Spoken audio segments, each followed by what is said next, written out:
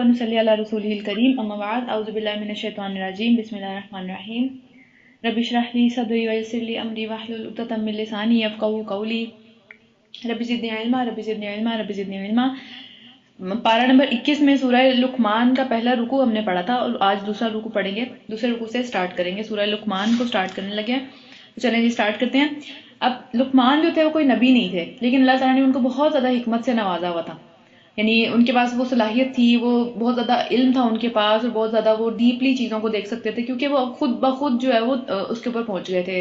توحید کے اوپر پہنچ گئے تھے نا وہ، کہ سارا کائنات کا نظام دیکھ کے، کائنات کی ساری جو نشانیاں ہیں اللہ تعالیٰ کی طرف سے وہ دیکھ کے وہ توحید کے نظام پہ پہنچ گئے تھے۔ تو اب وہ اپنے بیٹے کو ایک نصیحت کر رہے ہیں یہاں پہ کہ اپنے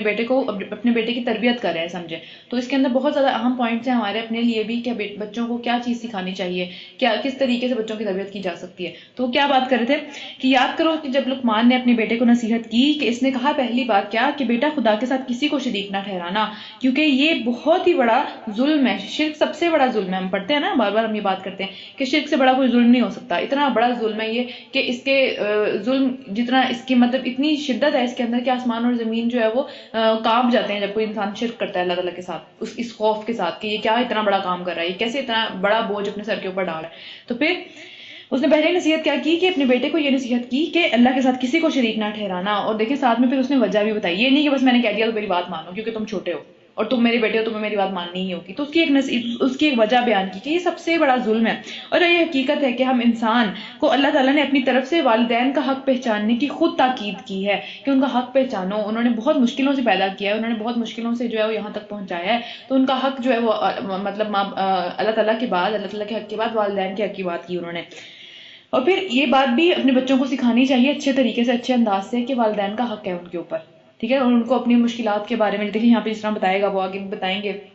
کہ اس کی ماں نے ضعف پر ضعف یعنی کمزوری پہ کمزوری اٹھا کر کتنی مشکلوں سے اس کو جو ہے وہ اس دنیا میں پہلے پیٹ میں رکھا اور اس کے بعد اس کو دنیا میں لے کے آئی، اتنی مشکلوں سے وہ ساری چیزوں سے گزری ہے۔ تو یہ چیزیں بچوں کو بتانی چاہیے کہ کتنی مشکلوں کے ساتھ جو ہے وہ آپ اس دنیا کے اندر آئے تھے اور اب آپ یہاں پہ آگے کیا کر رہے ہو ہمارے ساتھ، ٹھیک ہے، تاکہ وہ ان کو پتا ہو کہ ہمارے ماں باپ جو ہے وہ انہوں نے بہت زیادہ قربانیاں دی ہیں، کوئی احسان، یہ جو سارے احسانات انہوں نے ہمارے اوپر کیے ہیں ان کو وہ مانیں، یہ نہ ہو کہ وہ جو ہے وہ یہی کرتے رہے کہ بس ٹھیک ہے ہم تو اسی قابل ہیں، یہ جو پرویلیج قسم کے بچے آج کل آ رہے ہیں ہمیں پتہ ہی ہے نا، دیکھے ہوئے ہم سب نے، تو اس طرح کی صورتحال نہیں ہونی چاہیے، کیونکہ اس میں ماں باپ شرماتے ہیں کمیونیکیٹ کرنے سے کہ بھائی ہم نے یہ کیا یا یہ کیا۔ ایک دوسری پھر ایک ایکسٹریم وہ بھی ہے کہ ماں باپ بہت زیادہ ایکسٹریم پہ چلے جاتے ہیں اور بس اپنے ہی تانے مارتے رہتے ہیں کہ ہم نے یہ کیا، ہم نے وہ کیا، ہم نے کیا وہ کیا، وہ اللہ کا حق ہی نہیں بتاتے، وہ صرف اپنے ہی پیچھے پڑے رہتے ہیں کہ بس ہمارے تو تم بات مانو ساری کی ساری۔ تو ایک بیلنس قسم کی جو ہے وہ تربیت ہونی چاہیے۔ پھر اس میں کیا کہ اس کی ماں نے جو ہے وہ کمزوری پر کمزوری اٹھا کر اسے پہلے اپنے پیٹ میں رکھا اور پھر 2 سال تک تو اس کا دودھ چھوٹنے کے اندر لگے، یعنی اتنی مشکلوں سے اب ظاہر ہے پہلے پیدا کیا، پہلے اس کو کنسیو کیا، پھر اس کے بعد جو ماں کے اوپر اسپیشلی جو پریشانیاں آتی ہیں، جو طبیعت ان کی خراب ہوتی ہے، ماں کے جسم کا وہ سارا میجر نیوٹریشن لے کے بچہ جو ہے وہ باہر نکلتا ہے اس کے اندر سے، اور پھر اس کے بعد اس کو دودھ بھی پلانا ہے 2 سال۔ تو اسی طرح ہم نے اس کو نصیحت کی کہ میرا شکر ادا کر اور اپنے والدین کا شکر بجا لا، میرے بعد وہ والدین جو ہے جو کہ دنیا میں لانے کا سبب بنے، اس دنیا کی ہر چیز کو ایک طرح سے تکمیل تک پہنچانے کا سبب بنے، وہ ماں باپ ہیں، اور میری ہی طرف تجھے پلٹنا ہے۔ لیکن اگر وہ تجھ پر کوئی دباؤ ڈالے کہ میرے ساتھ تو کسی کو ایسے کو شریک کرے جسے تو نہیں جانتا، اور ان کی بات پھر اس بات میں نہ مان، یعنی اس طرح کی ساری باتوں کے اندر جہاں پہ اللہ تعالیٰ کی نافرمانی ہو رہی ہو، اس سب چیزوں کے اندر اللہ تعالیٰ کی بات ماننے سے اللہ تعالیٰ نے خود بھی منع کیا ہے ہمیں، ماں باپ کی بات ماننے سے اللہ تعالیٰ نے خود بھی منع کیا ہے۔ اور پھر دنیا میں ان کے ساتھ نیک برتاؤ رکھ، مگر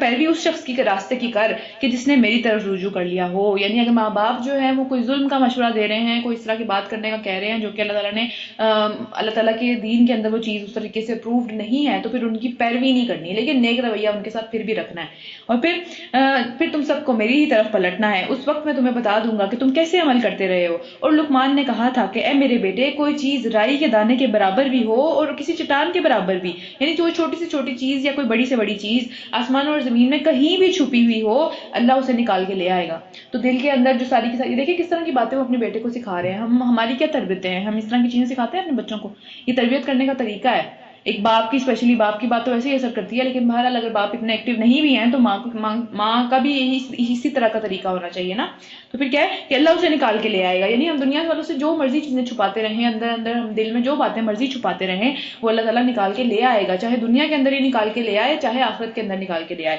اور پھر وہ بہت باریک دیکھتا ہے، وہ ہر چیز چھوٹی سی چھوٹی پکڑ لیتا ہے اور باخبر ہے۔ بیٹا نماز قائم کر، نیکی کا حکم دے اور بدی سے منع کر۔ یعنی یہ والی مطلب اس کا اگر نیکی کا حکم وہ اپنی سمجھے والدین کے اوپر ہی لے رہا ہے کہ والدین کو ہی کہہ رہا ہے، تو پھر ہم کیا کہتے ہیں کہ اب تم مجھے سکھاؤ گے، تم اب اتنے بڑے ہو گئے ہو کہ میں تمہاری بات مانوں؟ یعنی ہم کسی بھی ایک سائڈ پہ لگتے نہیں ہیں، ہم اپنے آپ کو ہی سب سے اوپر رکھنا چاہتے ہیں۔ ہم چاہتے ہیں بچے بھی ہمارے پورے کنٹرول میں رہیں، اور اللہ تعالیٰ کا تو کوئی تعلق ہی نہیں ہے۔ اللہ تعالیٰ کو صرف ہم اس وقت یوز کرتے ہیں اللہ تعالیٰ کا نام جب ہم نے اپنے آپ کو کچھ سکھانا ہوتا ہے نا بچوں کو، تو تربیت کرنے کا یہ طریقہ نہیں ہے۔ پھر کیا ہے کہ بیٹا نماز قائم کر، نیکی کا حکم دے اور بدی سے منع بھی کرنا ہے، اور پھر جو مصیبت بھی تجھ پر پڑے اس پر صبر سے کام لے۔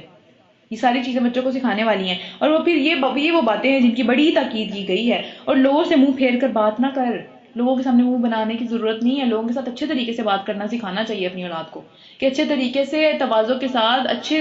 اخلاق کے ساتھ لوگوں سے پیش آنا چاہیے، اور نہ زمین میں اکڑ اکڑ کر چل، تو کوئی چیز نہیں ہے دنیا میں۔ اور اللہ کسی خود پسند کو اور فخر جتانے والے شخص کو پسند نہیں کرتا۔ یعنی وہ اپنے ساتھ نہیں لگا رہے اس کو کہ بھئی مجھے یہ چیزیں پسند نہیں ہیں، تم نے یہ چیزیں نہیں کرنی۔ وہ کہہ رہے ہیں اللہ تعالیٰ یہ چیزیں پسند نہیں کرتے، تو تمہیں یہ کام اس لیے نہیں کرنا چاہیے، ان سب کاموں کو اس لیے چھوڑ دینا چاہیے کیونکہ اللہ تعالیٰ یہ کام پسند نہیں کرتے۔ اپنی چال میں نرمی اختیار کر، اور اپنی آواز کو ہے وہ ذرا پست رکھ، کہ اس میں چیخنا چلانا اور اونچی اونچی آواز میں یا پھر غصے میں بولنا، یہ سب چیزیں تیری آواز میں نہیں ہونی چاہیے، کیونکہ اللہ تعالیٰ نے کہا ہے کہ آوازوں میں سب سے زیادہ بری آواز گدھوں کی ہوتی ہے۔ اس کی آواز بھی ظاہر سی بات ہے وہ جب کسی شیطان کو دیکھتا ہے تب وہ نکلتی ہے، اور جب غصے میں انسان چیختا ہے تب بھی اس کے اندر ایک شیطان ہی یعنی کہ اس کو جو ہے وہ اس طریقے سے بھڑکا رہا ہوتا ہے نا۔ اور پھر جب اس کے بعد کوئی آواز نکلتی ہے وہ بھی اسی کو گدھے کی آواز سے جو ہے اللہ تعالیٰ نے تشبیہ دی ہوئی ہے کہ وہ کوئی اچھی آواز نہیں ہے۔ تو غصے میں چیخنا، غصے میں اونچی اونچی بولنا یا پھر اس طرح کی حرکتیں کرنا، یہ سب چیزیں ان سے بچنا چاہیے۔ وہ اپنے بیٹے کو سکھا رہے ہیں، تو ہمیں بھی اپنی اولاد کو یہ چیزیں سکھانی چاہیے آہستہ آہستہ۔ اور پھر رکوع نمبر 3 سورہ لقمان کا ہے، پارہ نمبر 21 میں، کیا تم لوگ نہیں دیکھتے کہ اللہ نے زمین اور آسمان کی ساری چیزیں تمہارے لیے مسخر کر رکھی ہیں، اور اپنی کھلی اور چھپی نعمتیں تم پر تمام کر دی ہیں۔ ساری چیزیں ہمارے ارد گرد موجود ہیں۔ اس پر یہ حال ہے کہ انسانوں میں سے کچھ لوگ جو اللہ کے بارے میں جھگڑتے ہیں بغیر اس کے کہ ان کے پاس کوئی علم ہو یا ہدایت ہو یا کوئی روشنی دکھانے والی کتاب، پھر بھی ان سب چیزوں کے بارے میں اللہ کے بارے میں جھگڑنے لگتے ہیں کہ شاید اللہ تعالیٰ نے یہ چیز جو ہے وہ کسی کی مدد سے خدا نخواستہ بنائی ہے، یا پھر اس فلاں شخص کو یا فلاں قبر والے کو یا فلاں بت کو بھی جو ہے وہ کوئی نہ کوئی اختیار حاصل ہے اللہ تعالیٰ کی طرف سے۔ یعنی اللہ تعالیٰ کا پتہ کچھ نہیں ہے، کوئی علم نہیں ہے، لیکن بس اپنے ہی گمانوں میں اپنی سوچ کے اندر آگے آگے باتیں کرتے رہتے ہیں۔ اور جب ان سے کہا جاتا ہے کہ پیروی کرو اس چیز کی جو اللہ نے نازل کی ہے، تو کہتے ہیں ہم تو اس چیز کی پیروی کریں گے جس کو ہم نے اپنے باپ دادا کو کرتے ہوئے دیکھا ہے، بس اس سے زیادہ ہمارا کوئی دین نہیں ہے، جو پیچھے سے چلتا آ رہا ہے وہی کرتے رہیں گے۔ تو کیا یہ ان کی پیروی ہی کرتے رہیں گے خواہ شیطان ان کو بھڑکتی ہوئی آگ کی طرف ہی کیوں نہ بلا رہا ہو؟ یعنی ان کے ماں باپ کو بھی شیطان نے گمراہ کر دیا، اب ان کو بھی کرتا چلا جا رہا ہے۔ ان کی تو چلے مہلت ختم ہو گئی، لیکن ان کی تو مہلت چل رہی ہے، تو عقل سے کام لینا چاہیے۔ تو جو شخص اپنے آپ کو اللہ کے حوالے کر دے گا اور وہ عملاً نیک ہو، یعنی صرف یہ نہیں ہے کہ میں نے کہہ دیا اللہ کے حوالے ہے، مطلب ساری چیزیں میں اللہ، یہ نہیں کہ اللہ کے حوالے کرنے کا مطلب کیا ہے کہ اپنی ساری سوچ کو، اپنے اعمال کو، اپنی زندگی کو اللہ کے حوالے کر دے کہ ہاں اللہ تعالیٰ نے جیسے کہہ دیا میں ویسے ہی گزاروں گا، اور پھر وہ نیک عمال بھی کرے، کہنے سے نہیں صرف عمل بھی ہے ساتھ میں۔ اور پھر اصل میں اس نے ایک مضبوط سہارا تھام لیا ہے، وہ سہارا اس کو کبھی گرنے نہیں دے گا، وہ سہارا اس کو کبھی بھٹکنے نہیں دے گا جو اللہ تعالیٰ کو تھام لیا۔ اور پھر سارے معاملات کا آخری فیصلہ دنیا کے بھی اور آخرت کے بھی اللہ کے ہی ہاتھ میں ہے۔ اب جو کفر کرتا ہے اس کا کفر تمہیں غم میں مبتلا نہ کرے، یعنی دعا تو کرتے رہنا چاہیے، اس کے لیے کوششیں بھی کرتے رہنا چاہیے، اس کو اچھے اچھے طریقے سے نصیحتیں بھی کرتے رہنا چاہیے، لیکن اس کا جو کفر ہے وہ اس کی اپنی ذات کے لیے سب سے زیادہ نقصان دہ ہے۔ تو پھر انہیں پلٹ کر آنا تو ہماری ہی طرف ہے، پھر ہم انہیں بتا دیں گے کہ وہ کیا کچھ کرتے رہے ہیں۔ یقیناً اللہ سینوں کے چھپے ہوئے حال تک جانتا ہے، راز جانتا ہے دلوں کے۔ ہم تھوڑی مدت انہیں دنیا میں مزے کرنے کا موقع دے رہے ہیں، پھر ان کو بے بس کر کے بہت ہی بے بسی اور مایوسی کی حالت میں ایک سخت عذاب کی طرف کھینچ لائیں گے، پھر یہ چاہتے نہ چاہتے ہماری ہی طرف پلٹیں گے۔ آج جو بہت بڑا غرور ہے، بہت زیادہ اکڑ ہے، بہت زیادہ تکبر ہے اپنی باتوں کے اندر، اپنی ایٹیٹیوڈ میں ضد ہے ایک، وہ ساری کی ساری چیزیں یہیں کی رہ جائیں گی، پھر وہاں چاہتے نہ چاہتے اللہ کی طرف ہی پلٹنا پڑے گا۔ اگر تم ان سے پوچھو کہ زمین اور آسمان کو کس نے پیدا کیا، تو یہ ضرور کہیں گے کہ اللہ نے۔ کہو الحمدللہ، تو اسی کی تعریف ہونی چاہیے نا، اسی کا شکر بھی اسی کا ہونا چاہیے، بول بالا بھی اللہ کا ہی ہونا چاہیے، پھر باقی لوگوں کو کیوں شریک کیا جاتا ہے؟ مگر اکثر ان لوگوں میں سے عقل نہیں رکھتے۔ آسمانوں اور زمین میں جو کچھ بھی ہے وہ اللہ کا ہے، بے شک اللہ بے نیاز ہے، اور اپنی ذات میں آپ ہی اس کی تعریف کرنے کے لیے ارد گرد کی ساری چیزیں کافی ہیں۔ وہ اپنی ذات کی، اس کو ہماری تعریفوں کی اس کو ضرورت نہیں ہے، ہماری حمد کی اس کو ضرورت نہیں ہے، ہمیں خود اس کی جو ذکر ہے ہم کرتے ہیں کہ خود ہمیں خود ضرورت ہے۔ زمین میں جتنے درخت ہیں اگر وہ سب کے سب قلم بن جائے لکھنے والے، اور سمندر اس کی اینک بن جائے، اس کی روشنائی بن جائے، لیکن زمین میں جتنے کے درخت ہیں، کتنے درخت ہیں زمین میں؟ یہ سارے کے سارے اگر قلم بن جائیں اور ایٹ اے ٹائم سب لکھنے لگیں اور ساری کی ساری سمندر جو ہے وہ اس کی انک بن جائے اور مزید 7 سمندر اور آ جائے کیونکہ یہ کم پڑیں گے، تو پھر مزید 7 سمندر اور آ جائے اسی انک کو لکھنے کے لیے، پھر بھی اللہ تعالیٰ کے احکامات، اللہ تعالیٰ کی باتیں، اللہ تعالیٰ کی حکمت ختم نہیں ہوگی، اللہ تعالیٰ کا علم ختم نہیں ہوگا. اتنا زیادہ اللہ تعالیٰ کے پاس علم اور باتیں، اللہ تعالیٰ کے پاس اتنی زیادہ ہیں ارشادات. بے شک اللہ تعالیٰ بڑا زبردست اور حکمت والا ہے. تم سارے انسانوں کو پیدا کرنا اور پھر دوبارہ سے زندہ کر دینا، بس اس کے لیے ایسا ہی ہے جیسے کسی ایک انسان کو پیدا کرنا، یعنی کوئی مشکل کام نہیں ہے. اتنے انسان ہیں، اتنے پہلے گزر چکے ہیں، ابھی بھی دنیا میں بلینز انسان ہیں، 8 بلین کے قریب انسان ہیں، اس کے بعد پھر اور بھی آتے چلے جائیں گے، روز مر رہے ہیں، روز نہیں آ رہے ہیں. تو حقیقت یہ ہے کہ اللہ تعالیٰ سب کچھ سننے والا اور دیکھنے والا ہے. کیا تم دیکھتے ہو کہ اللہ رات کو دن کے اوپر کیسے پروتا ہوا لے کے آ جاتا ہے؟ کوئی گیپ نہیں ہے درمیان میں، ایسے ایک مسلسل ایک چیز چلتی چلی جا رہی ہے. اور رات کو دن کے اندر اس نے سورج اور چاند کو مسخر کر رکھا ہے. یہ سب ایک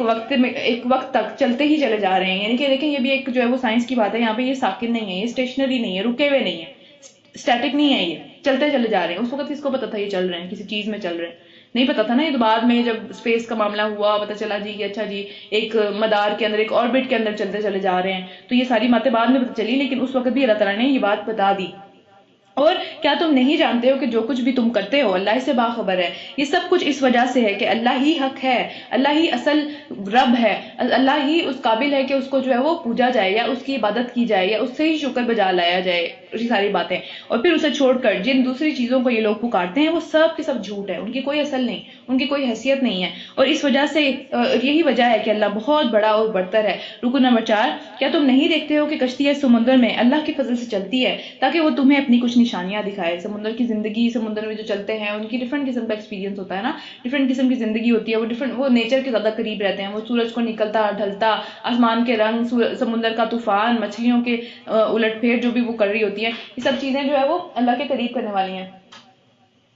اچھا، در حقیقت اس میں بھی بہت ساری نشانیاں ہیں ہر اس شخص کے لیے جو صبر کرنے والا اور شکر کرنے والا ہو. اور جب سمندر میں ان لوگوں پر ایک موج سائبانوں کی طرح چھا جاتی ہے، یعنی اتنی اونچی ایک موج آ جاتی ہے کہ بس اب لگتا ہے کہ اب طوفان آ گیا ہے اور اب جو ہے وہ کوئی بچنے کی صورت نہیں بچی، تو یہ اللہ کو ہی پکارتے ہیں اور اپنے دین کو بالکل خالص اسی کے لیے کر لیتے ہیں. پھر کوئی نہیں آ جاتا کہ فلاں جو ہے وہ کیپٹن بہت اچھا ہے یا پائلٹ بہت اچھا ہے یا فلاں جو ہے وہ قبر والا بہت اچھا ہے، تب تو اللہ کو ہی پکارتے ہیں. جب مصیبت آتی ہے تب سب کے سب جو ہے وہ اللہ کے آگے بالکل ٹھیک ہو جاتے ہیں.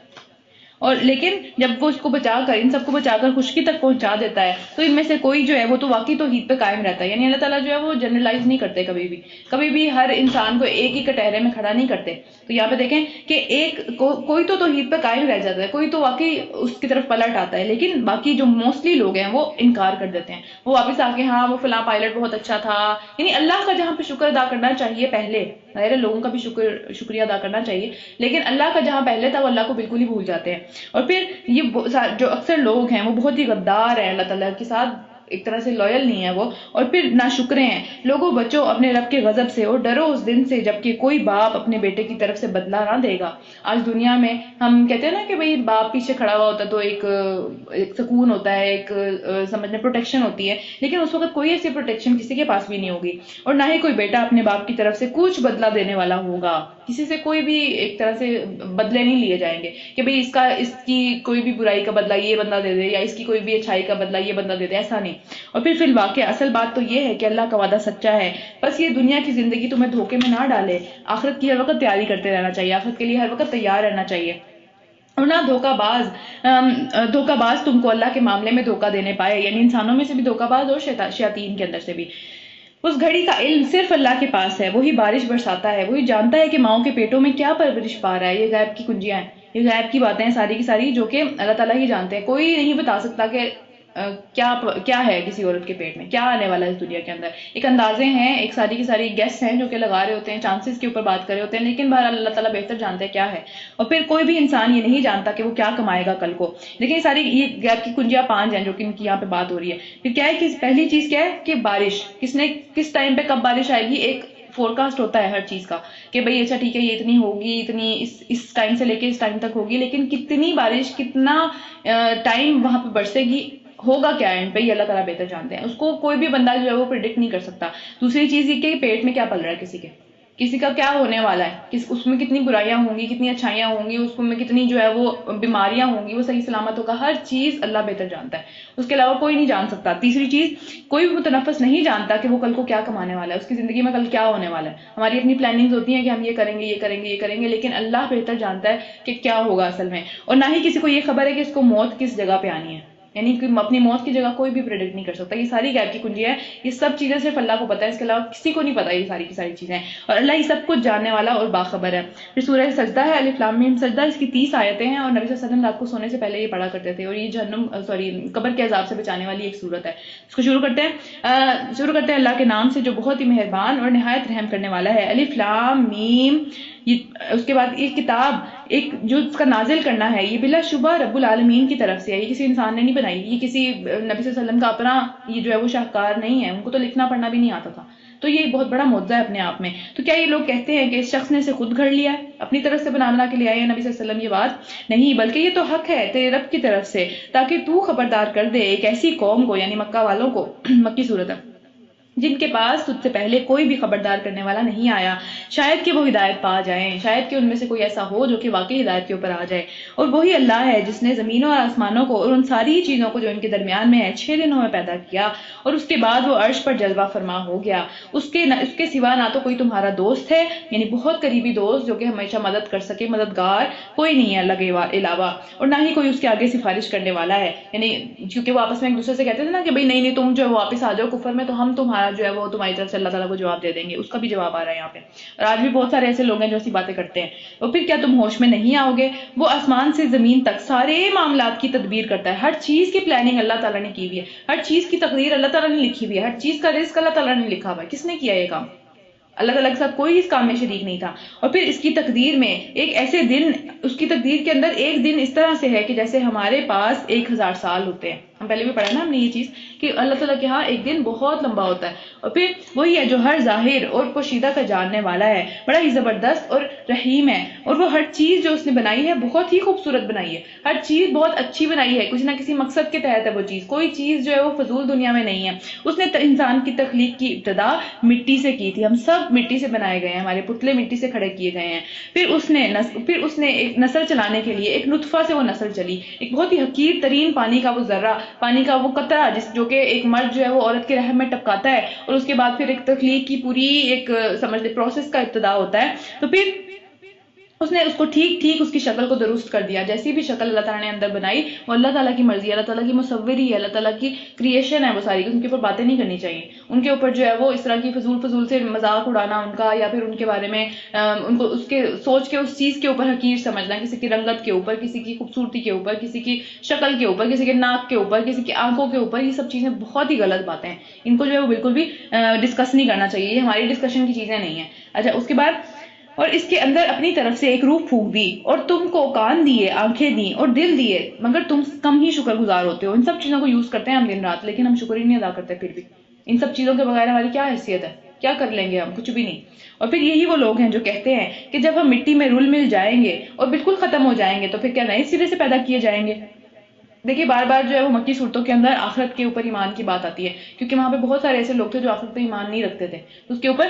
بار بار بات آتی ہے۔ تو اصل بات یہ ہے کہ اپنے رب کی ملاقات کا انکار ہی کر بیٹھے ہیں، ان کو یقین ہی نہیں ہے کہ واپس جانا ہے، اللہ کے سامنے کھڑے ہونا ہے، جواب دینا ہے۔ ان سے کہو کہ موت کا وہ فرشتہ جو تم پر مقرر کیا گیا ہے تم کو پورا اپنے قبضے میں لے لے گا، اور پھر تم اپنے رب کی طرف ہی پلٹائے جاؤ گے، اس سے بچ کے دکھانا اس وقت۔ اگر اتنا ہی ہے نا، اتنا ہی ہے کہ اتنی ہی قدرت ہے، اتنا ہی جو ہے وہ مال و اسباب ہے، تو پھر اس سے بچ کے دکھانا۔ رکن نمبر 2 سورۃ السجدہ۔ کاش تم دیکھو کہ وہ وقت جب یہ مجرم سر جھکائے اپنے رب کے حضور کھڑے ہوں گے، یعنی دنیا میں اتنی بڑی بڑی باتیں ہم سوچ بھی نہیں سکتے کہ یہ لوگ ہی، یہی سارے کی ساری جو قوم ہے، یہی سارے کے سارے جو لوگ ہیں وہ اللہ کے سامنے اس طریقے سے کھڑے ہوئے ہوں گے۔ اس وقت یہ کہہ رہے ہوں گے کہ اے ہمارے رب، ہم نے خوب دیکھ لیا اور خوب سن لیا، ہمیں غیب کی سمجھ میں آ گئی، اب غیب پتہ چل گیا، اب ہمیں واپس بھیج دیں تاکہ ہم نیک عمل کریں، اب ہمیں یقین آ گیا، اب ہم کبھی بھی واپس نہیں پلٹیں گے، اب ہم کبھی جو ہے وہ شیطان کو فالو نہیں کریں گے۔ تو پھر جواب میں اللہ تعالیٰ فرمائیں گے کہ اگر ہم چاہتے تو ہم پہلے ہی ہر نفس کو، ہر انسان کو ہدایت دے دیتے، زبردستی نہیں ہدایت دینی، یہ جو غیب کا پردہ ہے یہی تو ٹیسٹ ہے۔ کہ ہاں مانتے ہیں یا نہیں مانتے، کیونکہ غیب کا پردہ تو عین اس ٹائم کھل جائے گا جب کہ واپس جانے کی گھڑی آ جائے گی، واپس جانے کا پتہ چل جائے گا. اس ٹائم تو فرشتے بھی نظر آ جائیں گے، اپنا جو ہے وہ حال بھی پتہ چل جائے گا، اپنی اصلیت بھی پتہ چل جائے گی. لیکن ٹیسٹ تو تبھی ہے نا جب کہ پتہ نہیں ہے سب چیزوں کے بارے میں کہ واقعی یہ چیزیں ٹھیک ہیں یا نہیں. اور ایمان بھی یہی ہے کہ ہاں ہم ماننے کہ یہ چیزیں ٹھیک ہیں، کیونکہ اللہ تعالیٰ نے ہمیں اپنی کتاب کے اندر اور اپنے نبی کے ذریعے یہ باتیں بتا دی.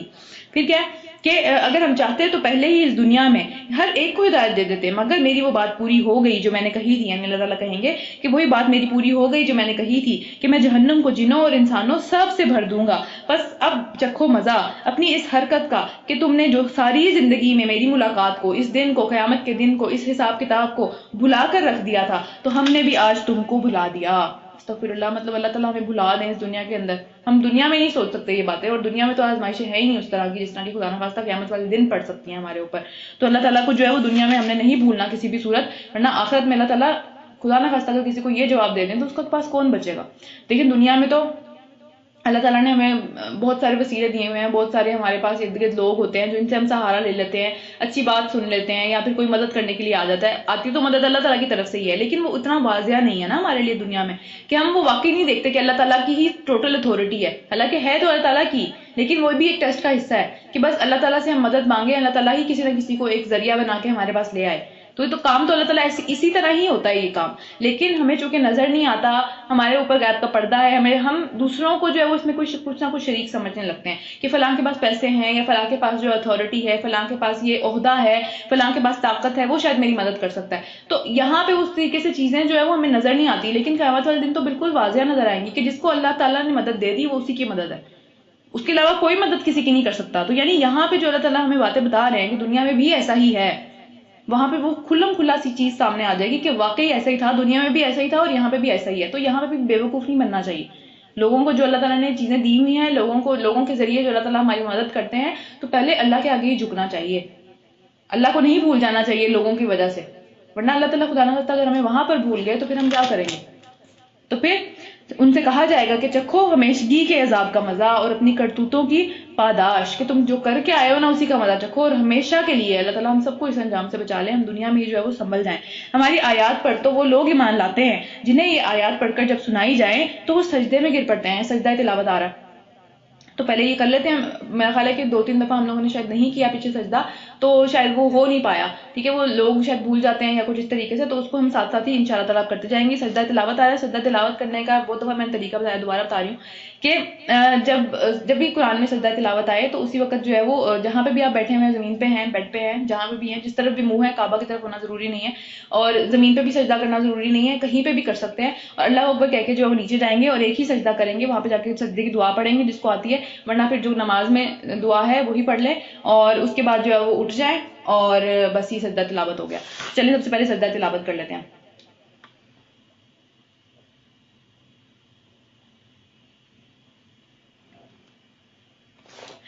چلے ہمیں دعا مانگنی چاہیے کہ اللہ تعالیٰ ہم سب کو ایسے لوگوں میں شامل کر دے جن کے بارے میں ہم پڑھ رہے ہیں نا، کہ جن کے دلوں کے اوپر جو ہے وہ آیات اثر کرتی ہیں. تو ہماری آیات تو انہی لوگوں کے اوپر، وہ لوگ ایمان لے کے آتے ہیں، انہی دلوں کے اوپر وہ ہماری باتیں اثر کرتی ہیں کہ جن کے سامنے جب یہ آیات پڑھ کر سنائی جاتی ہیں وہ تو سجدے میں گر پڑتے ہیں اور پھر اپنے رب کی حمد و ثنا اور اس کی تسبیح بیان کرتے ہیں. دیکھیں ہم سجدے میں پڑھتے ہیں نا سبحان ربی الاعلیٰ، تو اللہ تعالیٰ کی تسبیح ہی بیان کر رہے ہوتے ہیں اور تکبر نہیں کرتے. دیکھیں جس کا ماتھا زمین پہ ٹکا ہوا وہ کیا تکبر کرے گا؟ جو اتنے بڑی ہستی کے آگے جھکا ہوا ہے، جس کے دل میں واقعی ایمان ہے، جس کو پتہ ہے کہ میں اتنی بڑی ہستی کے آگے جھکا ہوا ہوں، اس کے مطلب اس کے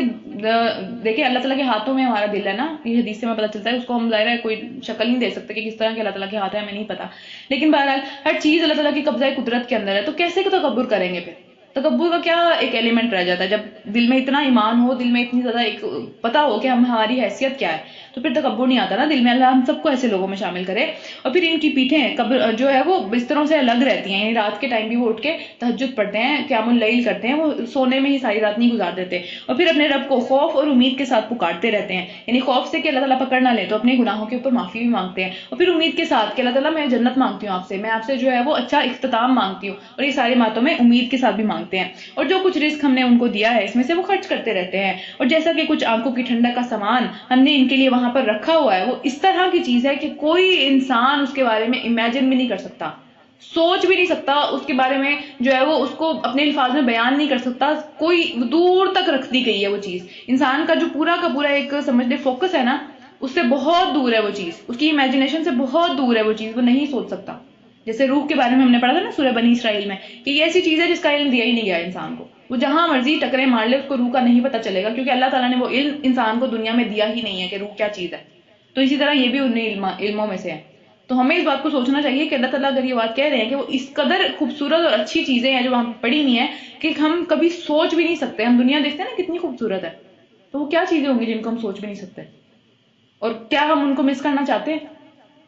تو اس لیے اس کے لیے کوشش کرنی پڑے گی. تو بھلا کہیں یہ ہو سکتا ہے کہ جو شخص مومن ہو وہ اس طرح کی شخص کی طرح ہو جائے جو کہ فاسق ہو، جو کہ بات ہی نہ مانے، جو کہ ایمان ہی نہ رکھے؟ یہ دونوں برابر نہیں ہو سکتے، تو اس لیے ان کا انجام بھی برابر نہیں ہے. اور پھر جو لوگ ایمان لائے اور جنہوں نے نیک اعمال کیے ان کے لیے تو جنتوں کی قیام گاہیں ہیں، وہ سکون سے وہاں رہیں گے، ان کی مہمانی کے لیے، ان کی آؤ بھگت کے لیے. یہ ساری کی ساری چیزیں ہوں گی جو کہ ان کے اعمال کے بدلے میں ہیں، ایمان کے بدلے میں نہیں ہے. اعمال کے بدلے میں، ایمان کے بعد اعمال جو ہے وہ چیز ہے جو کہ جنت دلائیں گے انشاءاللہ تعالیٰ. اور اس کے بعد اور جنہوں نے جو ہے وہ کفر کا رویہ اختیار کیا ان کا ٹھکانہ دوزخ ہے. جب کبھی وہ اس سے نکلنا چاہیں گے، یعنی تنگ آ کر کہیں بھاگنے کی کوشش کریں گے، تو واپس اسی میں دھکیل دیے جائیں گے، واپس ادھر ہی، واپس وہیں پھینک دیے جائیں گے جہاں سے چڑھیں گے. اور پھر ان سے کہا جائے گا کہ چکھو اب اس عذاب کا مزہ، آگ کے عذاب کا مزہ جس کو تم نے جھٹلا دیا تھا اپنی زندگی میں. سمجھا تھا نا کہ نہیں آئے گا کبھی بھی، نہیں کوئی مسئلہ ہی نہیں ہے، ہم تو زندگی میں بہت مست ہیں، ہمارے تو ابھی ٹائم نہیں آیا، ابھی تو ہم بہت جوان ہیں، بڑھاپے میں دیکھیں گے، کیا پتا بڑھاپا آنا ہے کہ نہیں آنا. تو پھر اس بڑے عذاب سے پہلے ہم اس دنیا میں کسی نہ کسی چھوٹے عذاب کا مزہ انہیں چکھاتے رہیں گے. شاید کہ یہ اپنی باغیانہ جو روش ہے ان کی، جو اتنی زیادہ یہ فضول قسم کی سوچ ہے، تکبر ہے، غرور ہے، اس سے وہ باز آ جائیں، شاید باز آ جائیں. تو یہ سارے جو عذاب ہمارے اوپر آتے ہیں، ساری مشکلات آتی ہیں، یہ اللہ تعالیٰ کا ہمیں واپس اپنی طرف لے کے آنے کا ایک ذریعہ ہے. تو اس لیے ان کو اسی طرح میں یوز کرنا چاہیے، بجائے اس کے کہ ہم ان کو جو ہے وہ جب ہمارے اوپر خدا نخواستہ کوئی مصیبت پڑے تو ہم یہ باتیں کرنے لگیں کہ اللہ تعالیٰ تو خدا نخواستہ ہمارے ساتھ یہ ایسا کرتے ہیں، یا شکوے شکایتوں کی ہم جو ہے وہ ایک پوری لڑی سی پرو دیں وہاں پہ، سب چیزیں لکھی جا رہی ہوتی ہیں. تو بجائے اس کے کہ ہم اللہ تعالیٰ سے شکوے کریں، شکایتیں کریں، اس کو اس بات کے لیے ایک اپرچونٹی کے طور پہ لینا چاہیے کہ ہم اللہ تعالیٰ کی طرف واپس پلٹ جائیں اس چیز کے ذریعے سے. اور پھر اس شخص سے بڑھ کر ظالم کون ہوگا جسے اس کے رب کی آیات کے ذریعے سے نصیحت کی جائے اور وہ اس سے منہ پھیر لے. وہ اس کو نوٹس ہی نہ کرے کہ اللہ تعالیٰ کی بات ہے یہ، مطلب وہ اس کو ایسے ہی سمجھے کہ بس چھوٹی موٹی بات ہے، میں اس شخص کی بات کیوں سنوں، چاہے وہ شخص اللہ کی باتیں کیوں نہ سنا رہا ہو. نہیں، میں نے نہیں سنی اس بندے کی بات، یا میں اس سب چیزوں سے بہتر ہوں شاید. نعوذ باللہ، اللہ نہ کرے کوئی ایسا بندہ ایسی بات کرے، لیکن بہرحال اس طرح کے لوگ ہیں ہمارے ارد گرد جن کا یہ ایٹیٹیوڈ ہے. تو یہ اچھا ایٹیٹیوڈ نہیں ہے. اس شخص سے بڑا ظالم کوئی نہیں ہے جس نے خود اپنے اوپر اتنا بڑا ظلم کر لیا. اور ایسے مجرموں سے تو ہم انتقام لے کر رہیں گے. دنیا میں کیا کسی نے کسی سے انتقام لینا ہے؟ نہیں بات سنیں گے، اپنا نقصان کر رہے ہیں، کسی کا کچھ بھی نہیں جا رہا. تو اس لیے اپنے ہی فائدے کے لیے جو ہے وہ یہ بات مان لینی چاہیے. اس کے بعد رکو نمبر 3 سٹارٹ ہوتا ہے سورہ سجدہ کا. اس سے پہلے ہم موسیٰ علیہ السلام کو کتاب دے چکے ہیں، لہٰذا اسی چیز کے ملنے پر تم کوئی شک تمہیں نہیں ہونا چاہیے. وہی چیز ہے یہ بھی، اسی کتاب کی ایک سمجھ لیں ایک الگ نیا ورژن آیا، ایک نئی ورژن ہوتے ہیں نا جیسے کتابوں کے، اسی طرح یہ بھی کتاب کا ایک ورژن ہے آج کے لوگوں کے لیے. اس کتاب کو ہم نے بنی اسرائیل کے لیے ہدایت بنایا تھا، وہ صرف انہی کے لیے تھی. اور جب انہوں نے صبر کیا اور ہماری آیات پر یقین لاتے رہے تو ہم نے ان کے اندر ایسے لیڈرز پیدا کیے جو ہمارے حکم سے رہنمائی کرتے تھے. تو وہی والی بات ہے نا کہ جو جیسی قوم ہوتی ہے اس کے اوپر ویسے ہی لیڈرز آ جاتے ہیں. اگر قوم جو ہے وہ گناہ گار ہے، جو ہے وہ کرپشن کرنے والی ہے، یا پھر اللہ تعالیٰ کے احکامات سے دور چلی گئی ہے، تو ان کے اوپر سزا کے طور پر ویسے لیڈرز مقرر کر دیے جاتے ہیں جو ان کو تکلیف دیتے ہیں دنیا میں بھی نا. تو پھر ہم کہتے ہیں جی یہ ووٹوں کی وجہ سے ہوا، یا یہ اس چیز کی وجہ سے ہوا، دھاندلی ہو گئی، جو بھی سارے معاملات ہوئے وہ سارے کے سارے اللہ تعالیٰ کی طرف سے ہی ہے نا، کیونکہ اللہ تعالیٰ اپنی زمین کے اندر جس کو جب چاہے وہ دے دیں، جب چاہے اس کو جو ہے وہ اقتدار دے دیں، اتھارٹی دے دیں، جس کو چاہتے دیتے ہیں. اللہ تعالیٰ کی زمین ہے. اس کے بعد یقیناً تیرا رب جو ہے وہ قیامت کے روز ان سب باتوں کا فیصلہ کر دے گا جس کے بارے میں جو ہے وہ آپس میں اختلافات ہیں لوگوں کے، یا بنی اسرائیل کے بھی تھے یا ہمارے بھی ہیں. یہی سارے معاملات ہیں نا کہ بھئی دھاندلی، آج تک پتہ نہیں چلا دھاندلی کس طرح ہو گئی، کیسے ہو گیا یہ معاملہ، وہ چیز کیسے ہو گئی. تو لیکن اصل میں مسئلہ یہ کہ ہمارے اندر خود خرابیاں ہیں، ہم خود جو ہے وہ مصیبت پڑنے پر صبر نہیں کرتے، اللہ تعالیٰ کی آیات پر ایمان نہیں لے کے آتے، اللہ تعالیٰ کی آیات کو اپنی زندگیوں میں نہیں ڈالتے. تو یہی مصیبتیں ہمارے پہ آتی رہتی ہیں. اور کیا ان لوگوں کو ان تاریخی واقعات کے اندر کوئی ہدایت نہیں ملی؟ اتنی ہم نے پرانی باتیں پڑھ لی، اتنی پرانی قوموں کے قصے پڑھ لیے، ہمیں کوئی سبق بھی نہیں ملا ان سے، ایک بھی چیز ہم نے اپنے لیے نہیں لی ان کے لیے، یا ہم اس طرح اندھوں کی طرح اس کے اوپر سے گزر گئے کہ ہاں بس جس طرح وہ کفار اور مشرکین سنتے تھے نا کہ پرانے لوگوں کی کہانیاں ہیں، ہمارے ساتھ نہیں ایسا ہوگا، تو کیا ہمارے ساتھ تو ایسا نہیں ہوا؟ کیا ہم نے کوئی بھی نصیحت پکڑی اس سے؟ تو پھر ان سے پہلے جتنی بھی قوموں کو ہم نے ہلاک کیا جن کے رہنے کی جگہوں میں آج یہ چلتے پھرتے ہیں، اس میں بڑی نشانیاں ہیں، کیا یہ سنتے نہیں ہیں؟ کیا انہوں نے دیکھا نہیں ہے؟ آنکھیں نہیں ہیں؟ تو کیا ان لوگوں نے یہ منظر کبھی نہیں دیکھا کہ ایک بنجر زمین کی طرف ہم پانی بہا کر لے کر آتے ہیں اور پھر کس طرح وہ زمین جو ہے وہ زندہ ہو جاتی ہے، وہ فصل اگاتی ہے جس سے یہ اس کے جانور بھی کھاتے ہیں، انسانوں کے ذریعے چارہ اگتا ہے زمین میں، اور پھر یہ خود بھی کھاتے ہیں۔ تو کیا انہیں کچھ نہیں سوچتا؟ یعنی یہ سب کون کر رہا ہے؟ کسی نے کیا یہ کام؟ اگر اللہ تعالیٰ چاہے تو وہ بنجر زمین نہ زندہ ہو، اس کے اندر سے کچھ نہ نکلے، جیسے صحرا کی زمین ہوتی ہے اس پہ کچھ بھی کوئی کام کی چیز نہیں اگتی، اگتی ہے تو کانٹے دار کوئی چیز اگتی ہے جو کہ کھائی نہیں جا سکتی۔ تو مطلب اللہ تعالیٰ کی یہ مرضی ہے، اور یہ لوگ کہتے ہیں کہ یہ فیصلہ کب ہوگا اگر تم سچے ہو، یعنی قیامت کا۔ تو ان سے کہو کہ فیصلے کا دن ایمان لانا اور ان لوگوں کے لیے کچھ بھی فائدہ مند نہیں ہوگا جنہوں نے کفر کیا، یعنی اس کے اوپر جو ہے ایمان لانے والوں کے لیے وہ فائدہ مند ہے، باقیوں کے لیے تو بہت بڑے ایک مصیبت کی گھڑی آ جائے گی، اور پھر ان میں سے کسی کو مہلت بھی نہیں دی جائے گی۔ اچھا، ان کو ان کے حال کے اوپر چھوڑ دو اور انتظار کرو، اور یہ بھی انتظار کریں، آنے ہی والا ہے وہ دن۔ تو اللہ تعالیٰ ہم سب کو اس دن کی سختیوں سے، پریشانیوں سے ہم سب کو محفوظ رکھیں، ہم دنیا میں اس چیز کی تیاری کر جائیں تاکہ آخرت میں جو ہے وہ اللہ تعالیٰ ہمیں اپنی حفظ و امان میں رکھیں، ہمیں اپنی رحمت میں رکھیں۔ چلیں جی آگے سورہ مدنی صورت آ رہی ہے، سورہ احزاب، اور یہ اس کے اندر جو بہت زیادہ ڈفرینٹ ٹاپکس ہیں ویسے تو، لیکن بہرحال اس کا جو نام ہے وہ حزب سے اس کا لفظ نکلا ہے، اور حزب کا مطلب ہوتا ہے کہ بہت زیادہ بڑا گروہ آ رہا ہے، کوئی تیاری کر کے پورا جنگ کرنے کے لیے نا۔ تو کیونکہ پورا عرب جو تھا، پورا عرب کے جو ہے وہ بے شمار گروہ جو تھے وہ اکٹھے ہو گئے تھے سارے مسلمانوں کے خلاف، اور تقریباً 10,000 کا ان کا لشکر تھا، جو کہ غزوہ احزاب یا غزوہ خندق، آپ سب نے کوئی نہ کوئی ان میں سے نام سنا ہوگا، تیسری جنگ تھی یہ اسلام کی۔ تو اور یہ 5 ہجری کے اندر ہوئی تھی، اور اس کے بارے میں یہ صورت ہے کہ وہاں کیا ہوا، کیا معاملہ ہوا۔ چلو اسٹارٹ کرتے ہیں، مدنی صورت ہے، اس کا تھیم تھوڑا سا ڈفرینٹ ہوگا، سب کو پتہ ہے کہ مکی اور مدنی صورتوں میں کیا فرق ہے، اب تک پتہ چل گیا ہوگا۔ مدنی صورتوں میں احکامات ہوتے ہیں، ڈفرینٹ باتیں ہوتی ہیں، مکی صورتوں میں عبادات کی بھی بات ہوتی ہے مکی صورتوں میں، لیکن بہرحال عقائد کی بات زیادہ ہوتی ہے، جیسے کہ آخرت کا عقیدہ، توحید کا عقیدہ، اس طرح کے سارے معاملات۔ چلیں جی آگے چلتے ہیں، شروع اللہ کے نام سے جو بڑا ہی مہربان اور رحم کرنے والا ہے۔ اے نبی صلی اللہ علیہ وسلم، اللہ سے ڈرو اور کفار اور منافقین کی اطاعت نہ کرو، کہ وہ چاہتے ہیں نا کہ جس طرح جو لوگ اللہ سے دور ہوتے ہیں وہ چاہتے ہیں کہ سب اللہ سے دور ہو جائیں تاکہ وہ اتنے برے نہ لگے، تاکہ وہ جو ہے وہ اتنا پرومیننٹ نہ ہو جائے، تو پھر ان کے طریقے کی پیروی نہیں کرنی۔ تو ہمارے لیے بھی یہی بات ہے کہ جو شخص ہمیں پتہ ہے کہ واضح طور پہ اللہ سے دور ہے تو اس کے طریقے کی پیروی نہیں کرنی، یہ نہیں کہ اس کے ساتھ روڈ ہو جائیں یا اس کے ساتھ جو ہے وہ معاملہ خراب کر دیں، ایسا بالکل بھی نہیں، لیکن اس کے طریقے کی پیروی نہیں کرنی، اس کو اندھا دھند فالو نہیں کرنا۔ تو پھر کیا ہے، حقیقت میں علیم اور حکیم تو اللہ ہی ہے، وہ سب چیزوں کو جاننے والا ہے، سب چیزوں کے بارے میں حکمت اسی کے پاس ہے۔ تو پیروی کرو اس بات کی جس کی وحی تمہاری طرف تمہارے رب کی طرف سے کی جا رہی ہے، اللہ ہر اس بات کا باخبر ہے جو کہ تم لوگ کرتے ہو۔ اللہ پر توکل کرو، اور اللہ ہی اصل میں کارساز ہونے کے لیے کافی ہے، اللہ ہی کام بنانے والا ہے، اللہ ہی کام بگاڑنے والا ہے، تو اسی پہ توکل کرنا چاہیے۔ کیونکہ اب دیکھیں ایک مشکل ٹائم تھا، مدینہ تو اتنا بڑا تھا بھی نہیں کہ اس کے اندر اتنے لوگ نہیں تھے کہ جو کہ ایک ڈیفینڈ کر سکتے اتنی بڑی قوم کو جو کہ باہر سے آ رہی تھی، اور چاروں طرف سے گھیر لیا تھا مدینہ کو۔ تو پھر ایک توکل کی جو بات تھی کہ اللہ تعالیٰ پہ توکل ہونا چاہیے، اپنے اسباب پہ نہیں، اپنے مال پہ نہیں، اپنی قوت پہ نہیں، اس پہ نہیں، اللہ تعالیٰ پہ توکل ہونا چاہیے۔ تو یہاں پہ توکل کی بات سب سے پہلے کی گئی۔ پھر اللہ تعالیٰ نے اس شخص کے اندر 2 دل نہیں رکھے، کسی شخص کے اندر 2 دل نہیں ہے، ہر انسان جو ہے وہ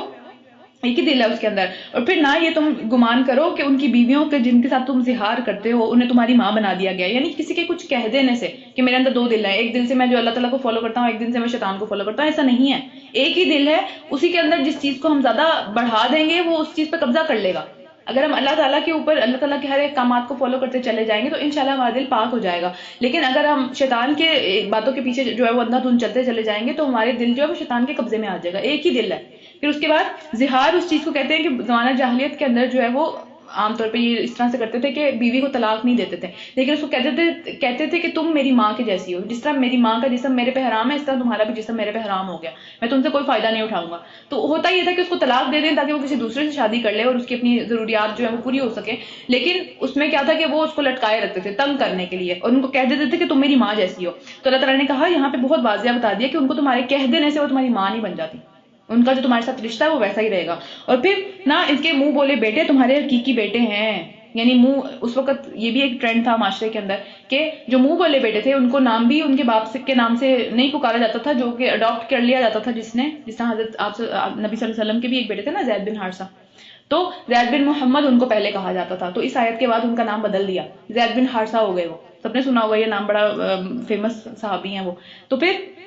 ان کا نام پھر زید بن حارثہ ہو گیا، زید بن محمد نہیں رہا ان کا نام، تو پھر یہاں سے چینج ہو گیا. اچھا اس کے بعد کیا یہ ساری تمہاری منہ کی باتیں ہیں، مگر اللہ وہ بات کرتا ہے جو کہ صحیح بات ہے. یہ تمہاری سب منہ کی باتیں، اور اس زمانے میں یہ سب چیزیں ٹرینڈ تھیں، یہ سب چیزیں بہت بڑی بڑی چیزیں تھیں. اب دیکھیں ولدیت کا معاملہ کوئی چھوٹا معاملہ تو نہیں ہے،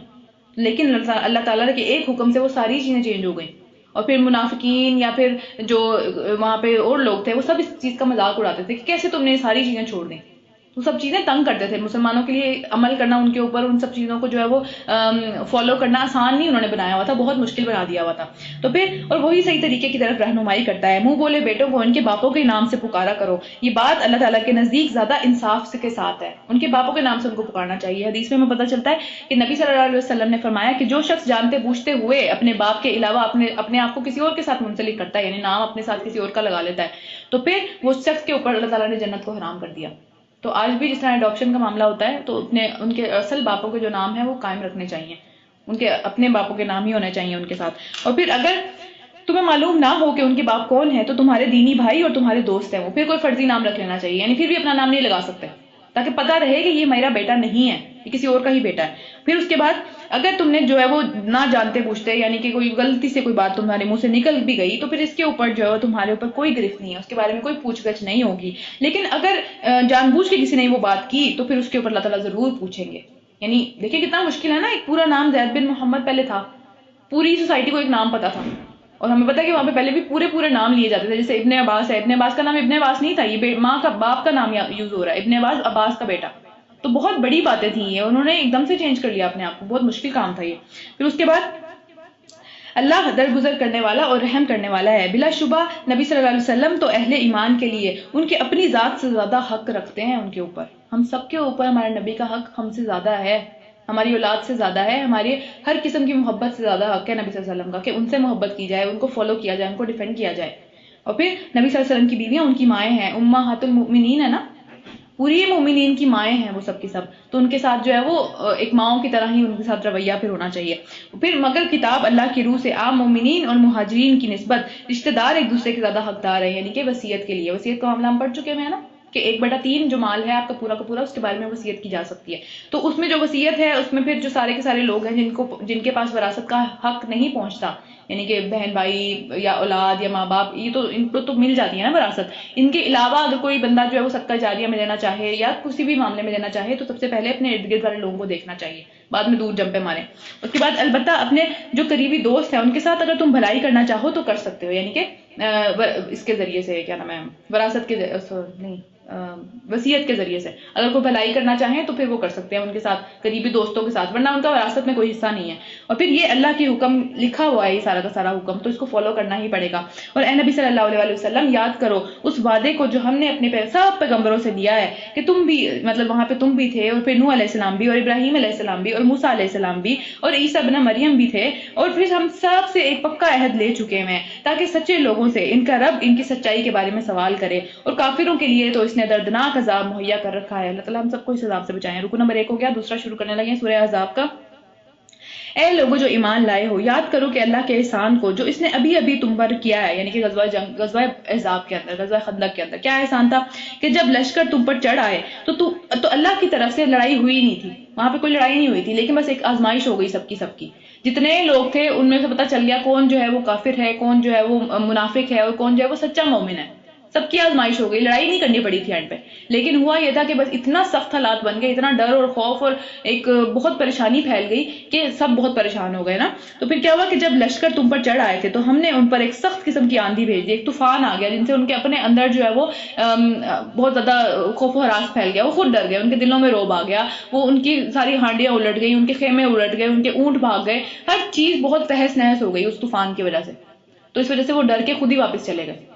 تو کوئی لڑائی وغیرہ ہو نہیں پائی تھی وہاں پہ، اللہ تعالیٰ نے مومنین کو بچا لیا تھا. لیکن بس ایک سب کی اصلیتیں سامنے آ گئی. ہم بھی دیکھتے ہیں نا ہمارے ساتھ مشکل جب وقت ہوتا ہے سب کی اصلیتیں سامنے آ جاتی ہیں کہ کون کیا کر رہا ہے. تو وہاں پہ بھی یہی ہوا تھا. جب اس کے بعد اور ایسی فوجیں روانہ کی جو تم کو نظر نہیں آتی تھی، یعنی فرشتوں سے مدد کی. وہاں پہ جو خوف ان کے دلوں میں آیا، یہ سارے معاملات ہوئے، وہ فرشتوں کا کام تھا. پھر اللہ وہ سب کچھ دیکھ رہا تھا جو تم اس وقت کر رہے تھے، یعنی ہر بندے کا جو عمل ہوتا ہے نا مشکل ٹائم پہ وہ سب اللہ تعالیٰ نوٹس کر رہے ہوتے ہیں، وہ سب چیزیں لکھی چلی جا رہی ہوتی ہیں. یعنی عام طور پہ تو ہر وقت یہ کام ہو رہا ہوتا ہے، لیکن اسپیشلی مشکل ٹائم کے اوپر انسان بھی یاد رکھتے ہیں نا کہ کس نے کیا کیا تھا. تو پھر اس ٹائم پہ جو ثابت قدمی ہے، اس ٹائم پہ جو ٹیسٹ کے وقت جو بندہ جو ہے وہ بچ جاتا ہے، ٹیسٹ کے وقت بندہ جو ہے وہ اپنے ایمان کو قابو میں رکھتا ہے، اپنے ایمان کو مزید بڑھا دیتا ہے، وہ چیز جو ہے وہ اللہ تعالیٰ کے ہاں زیادہ ایک طرح سے اس کی وقت زیادہ ہے، اس کی حیثیت زیادہ ہے، بجائے اس کے کہ جب خدا نخواستہ کوئی ٹیسٹ آئے تو اپنے پچھلے ایمان سے بھی جائیں اور اللہ تعالیٰ کو جو ہے وہ عجیب عجیب باتیں اللہ تعالیٰ کی طرف ڈالنے لگیں، عجیب عجیب شکوے، عجیب عجیب شکایتیں. یہ چیز نہیں ہے نا، اس طریقے سے نہیں ہونا چاہیے. پھر جب دشمن اوپر سے اور نیچے سے ہر طرف سے تمہارے اوپر آ گئے، یعنی کہ ہر چاروں طرف سے مدینہ کو انہوں نے گھیرے میں لے لیا، تو جب خوف کے مارے آنکھیں پتھرا گئیں اور کلیجے منہ کو آ گئے، اتنی بری حالت ہوئی سب کی کہ اب کیا کریں گے، کچھ بھی نہیں ہے، کیسے ڈیفینڈ کریں گے مدینہ کو. یہ تو چاروں طرف سے ہمارے اوپر آ گئے اور تعداد میں کئی گنا زیادہ، تو کوئی صورت ہی نہیں تھی کہ بچ سکتے، کوئی صورت نہیں تھی. لیکن دیکھیں اللہ تعالیٰ نے پہلے ہی بتا دیا کہ اللہ تعالیٰ نے بچا لیا تھا، لیکن آزمائش بہت سخت ہو گئی. تو کیا آزمائش ہوئی؟ اور تم لوگ اللہ کے بارے میں طرح طرح کے گمان کرنے لگے کہ اللہ تعالیٰ نے تو ہمیں مصیبت میں ڈال دیا، اللہ تعالیٰ نے تو جو وعدہ ہم سے کیا تھا کہ نبی ہمارے درمیان میں موجود ہے تو ہمیں شکست نہیں ہو سکتی، لیکن آج تو ہم واقعی میں جو ہے وہ ایک طرح سے ہارنے والے ہیں، کس طرح جیتیں گے. یعنی عجیب عجیب باتیں کرنے لگے نا سارے کے سارے لوگ، سارے تو نہیں آئی جن کے دل میں تکلیف تھی یا کوئی پریشانی تھی. تو پھر اس وقت ایمان لانے والے خوب آزمائے گئے. اللہ تعالیٰ کہنے نا آزمائے گئے، تو واقعی بہت شدید آزمائش ہوئی ہوگی ان کی، کہ کس طریقے سے دیکھیں کلیجے جو ہے وہ منہ کو آنے لگے، جیسے لگا دل جو ہے وہ منہ میں آ گیا. اس قدر کبھی ہوا ہے کسی کے ساتھ ایسے کہ اس طرح کی آزمائش آ جائے کہ بس اب لگے کہ اب پتہ نہیں، اب تو زندگی ختم ہے،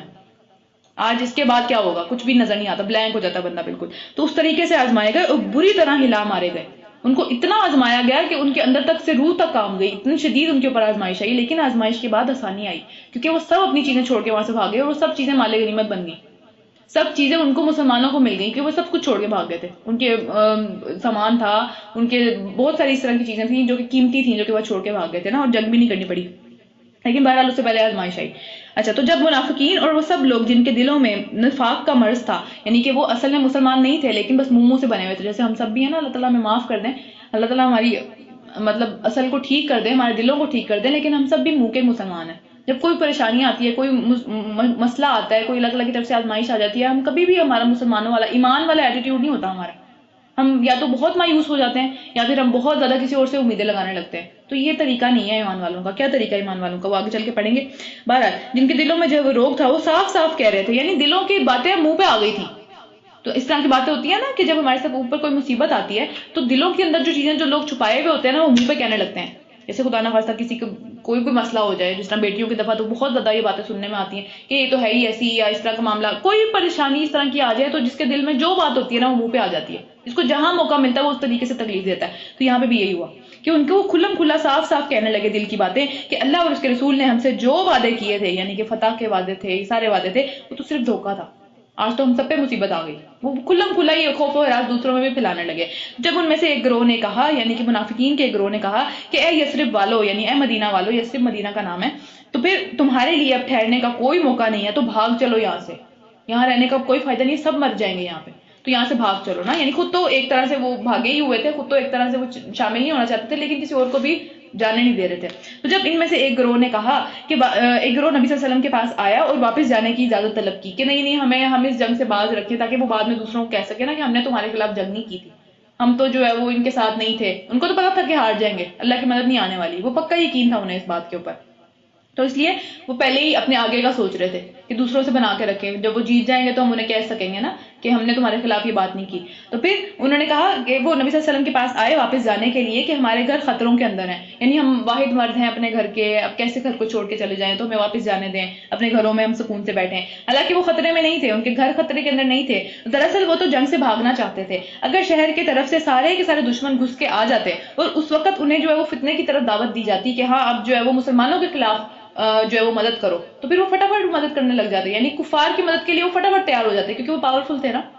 نظر آ رہا تھا کہ وہاں فائدہ ہے، تو ان کی جو مدد ہے ان کے لیے وہ فٹافٹ تیار ہو جاتے. لیکن اپنے نبی کو چھوڑ دیا، اپنے سارے مسلمان بھائیوں کو چھوڑ دیا کہ نہیں ہم نہیں شامل ہوں گے. تو ان لوگوں نے اس سے پہلے اللہ سے عہد کیا تھا، یعنی جب غزوہ دو اس سے پہلے غزوے ہو چکے ہیں نا، غزوہ بدر اور غزوہ احد دونوں ہو چکے ہیں، تو وہاں پہ بھی منافقین کی بہت واضح طور پہ شکل سامنے آ چکی ہوئی تھی. تو وہاں پہ انہوں نے عہد کیا تھا کہ ہم جو ہے وہ اب کبھی بھی ایسے نہیں کریں گے، اگر آئندہ کبھی ایسا معاملہ ہوا ہم کبھی ایسے نہیں کریں گے. تو اسی عہد کی بات ہو رہی ہے کہ اس سے پہلے یہ اللہ سے عہد کر چکے ہوئے ہیں کہ ہم نہ پیٹ پھیریں گے، اور اللہ کے کیے ہوئے وعدے کی بات، یعنی اللہ تعالیٰ جب ہم سے پوچھیں گے تو ہم اس کو پورا نبھائیں گے، کیونکہ اللہ نے تو پوچھنا ہی ہے. اس طرح کے وعدے کر چکے ہوئے ہیں اپنے منہ سے، لیکن جب عمل کا وقت آیا تو پھر کوئی اس کی اصلیت نہیں تھی. اے نبی صلی اللہ علیہ وسلم ان سے کہو کہ اگر تم موت یا قتل کے ڈر سے بھاگ رہے ہو یعنی اگر تمہیں یہ ڈر ہے کہ موت سے تم شاید بھاگ جاؤ گے یا موت تمہیں وہاں اپنے گھروں کے اندر نہیں آئے گی، تو یہ تو تمہیں کوئی بھی فائدہ نہیں ہے اس بات کا، کیونکہ موت تو ایک بڑے سے بڑے قلعے کے اندر بھی آ جائے گی. بہترین آپ کے پاس ڈاکٹر ہے، بہترین آپ کے پاس جو ہے وہ ساز و سامان ہے، وہاں سے بھی موت اچک کے لے جاتی ہے. تو یہ کیا چیز ہے پھر؟ اور اس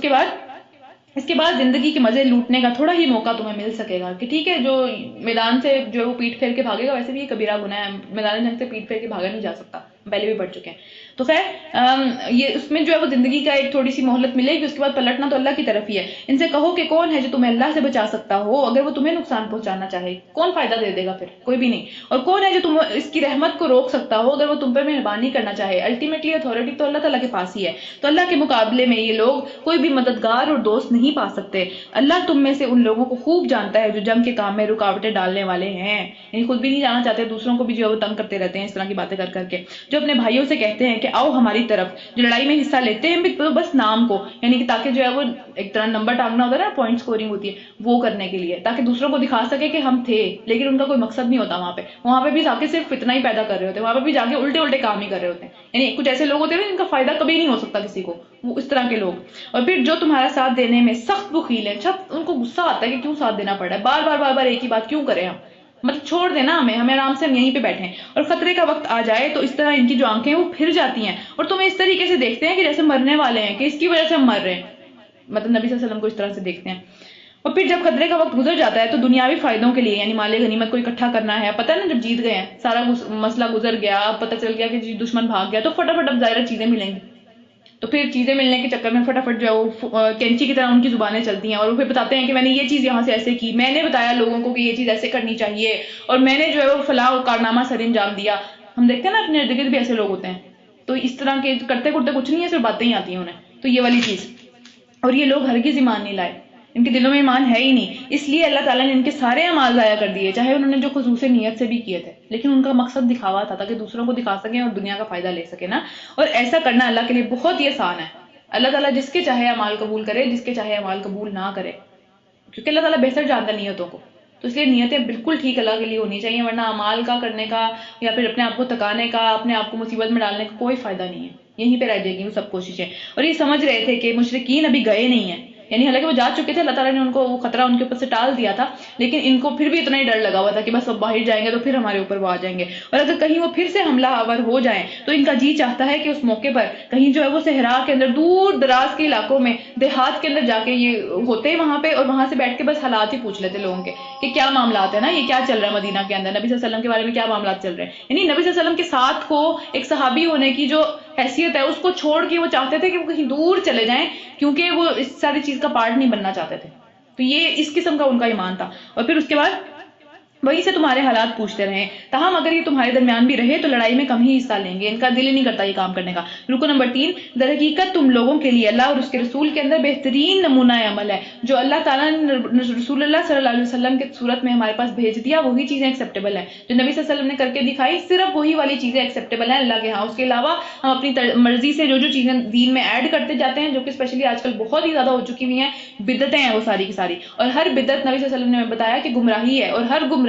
جہنم میں لے کے جانے والی ہے. اور اس کے علاوہ دوسری حدیث ہم بہت دفعہ پڑھ چکے ہیں، جب مدنی صورتیں پڑھ رہے تھے تب بہت دفعہ یہ بات کا ذکر آتا تھا، لیکن اب پھر سے ایک دفعہ ریمائنڈر کے طور پہ دوبارہ سے یہ بات کرنے کی ضرورت ہے شاید، کہ نبی صلی اللہ علیہ وسلم نے ہمیں بتایا کہ دنیا کی جتنی اچھی چیزیں ہیں جو کہ جنت میں لے کے جانے والی ہیں ان کو میں نے تمہیں بتا دیا، اس کے علاوہ کوئی چیز ایسی نہیں ہے جو کہ جنت میں لے کے جانے والی ہو. الٹا وہ سب کی سب چیزیں جو ہم اپنی مرضی سے دین میں ایڈ کرتے چلے جاتے ہیں کہ یہ بھی دین کا حصہ ہے، یہ فلاں چیز کرانا بھی دین کا حصہ ہے، یہ کرنا وہ جو بھی میں ذکر نہیں کر رہی، بہرحال پتہ ہی ہے ہم سب کو کس طرح کی چیزیں ہیں، وہ سب کی سب چیزیں جہنم میں لے کے جانے والی ہے. چاہے ہم اس کو اپنی نیک نیتی سے کریں، چاہے ہم اس کو نیک نیت سے کریں، نیکی کا عمل سمجھ کے کریں، لوگوں کا فائدہ کریں، لوگوں کو دکھانے کے لیے کریں، جس مرضی مقصد کے لیے کریں، دین مکمل ہو چکا ہے، اس کے اندر کوئی چیز نہیں ایڈ نہیں ہو سکتی اب. تو دین کا حصہ بنا دینا کسی چیز کو، اپنی نسلوں میں اس کو پروموٹ کرنا، یہ سب چیزیں جو ہے وہ جہنم میں لے کے جانے والی ہیں، ان سے بچنا چاہیے. کیونکہ نبی صلی اللہ علیہ وسلم جو ہے وہ بہترین نمونہ تھے، انہوں نے جیسے کیا ہے ویسے ہی ہم نے کرنا ہے، وہی چیزیں ایکسیپٹیبل ہیں جو وہ کر کے گئے ہیں، اس کے علاوہ اپنی مرضی سے ہم چیزیں نہیں ایڈ کر سکتے. ہر اس شخص کے لیے جو اللہ اور یوم آخرت کا امیدوار ہو،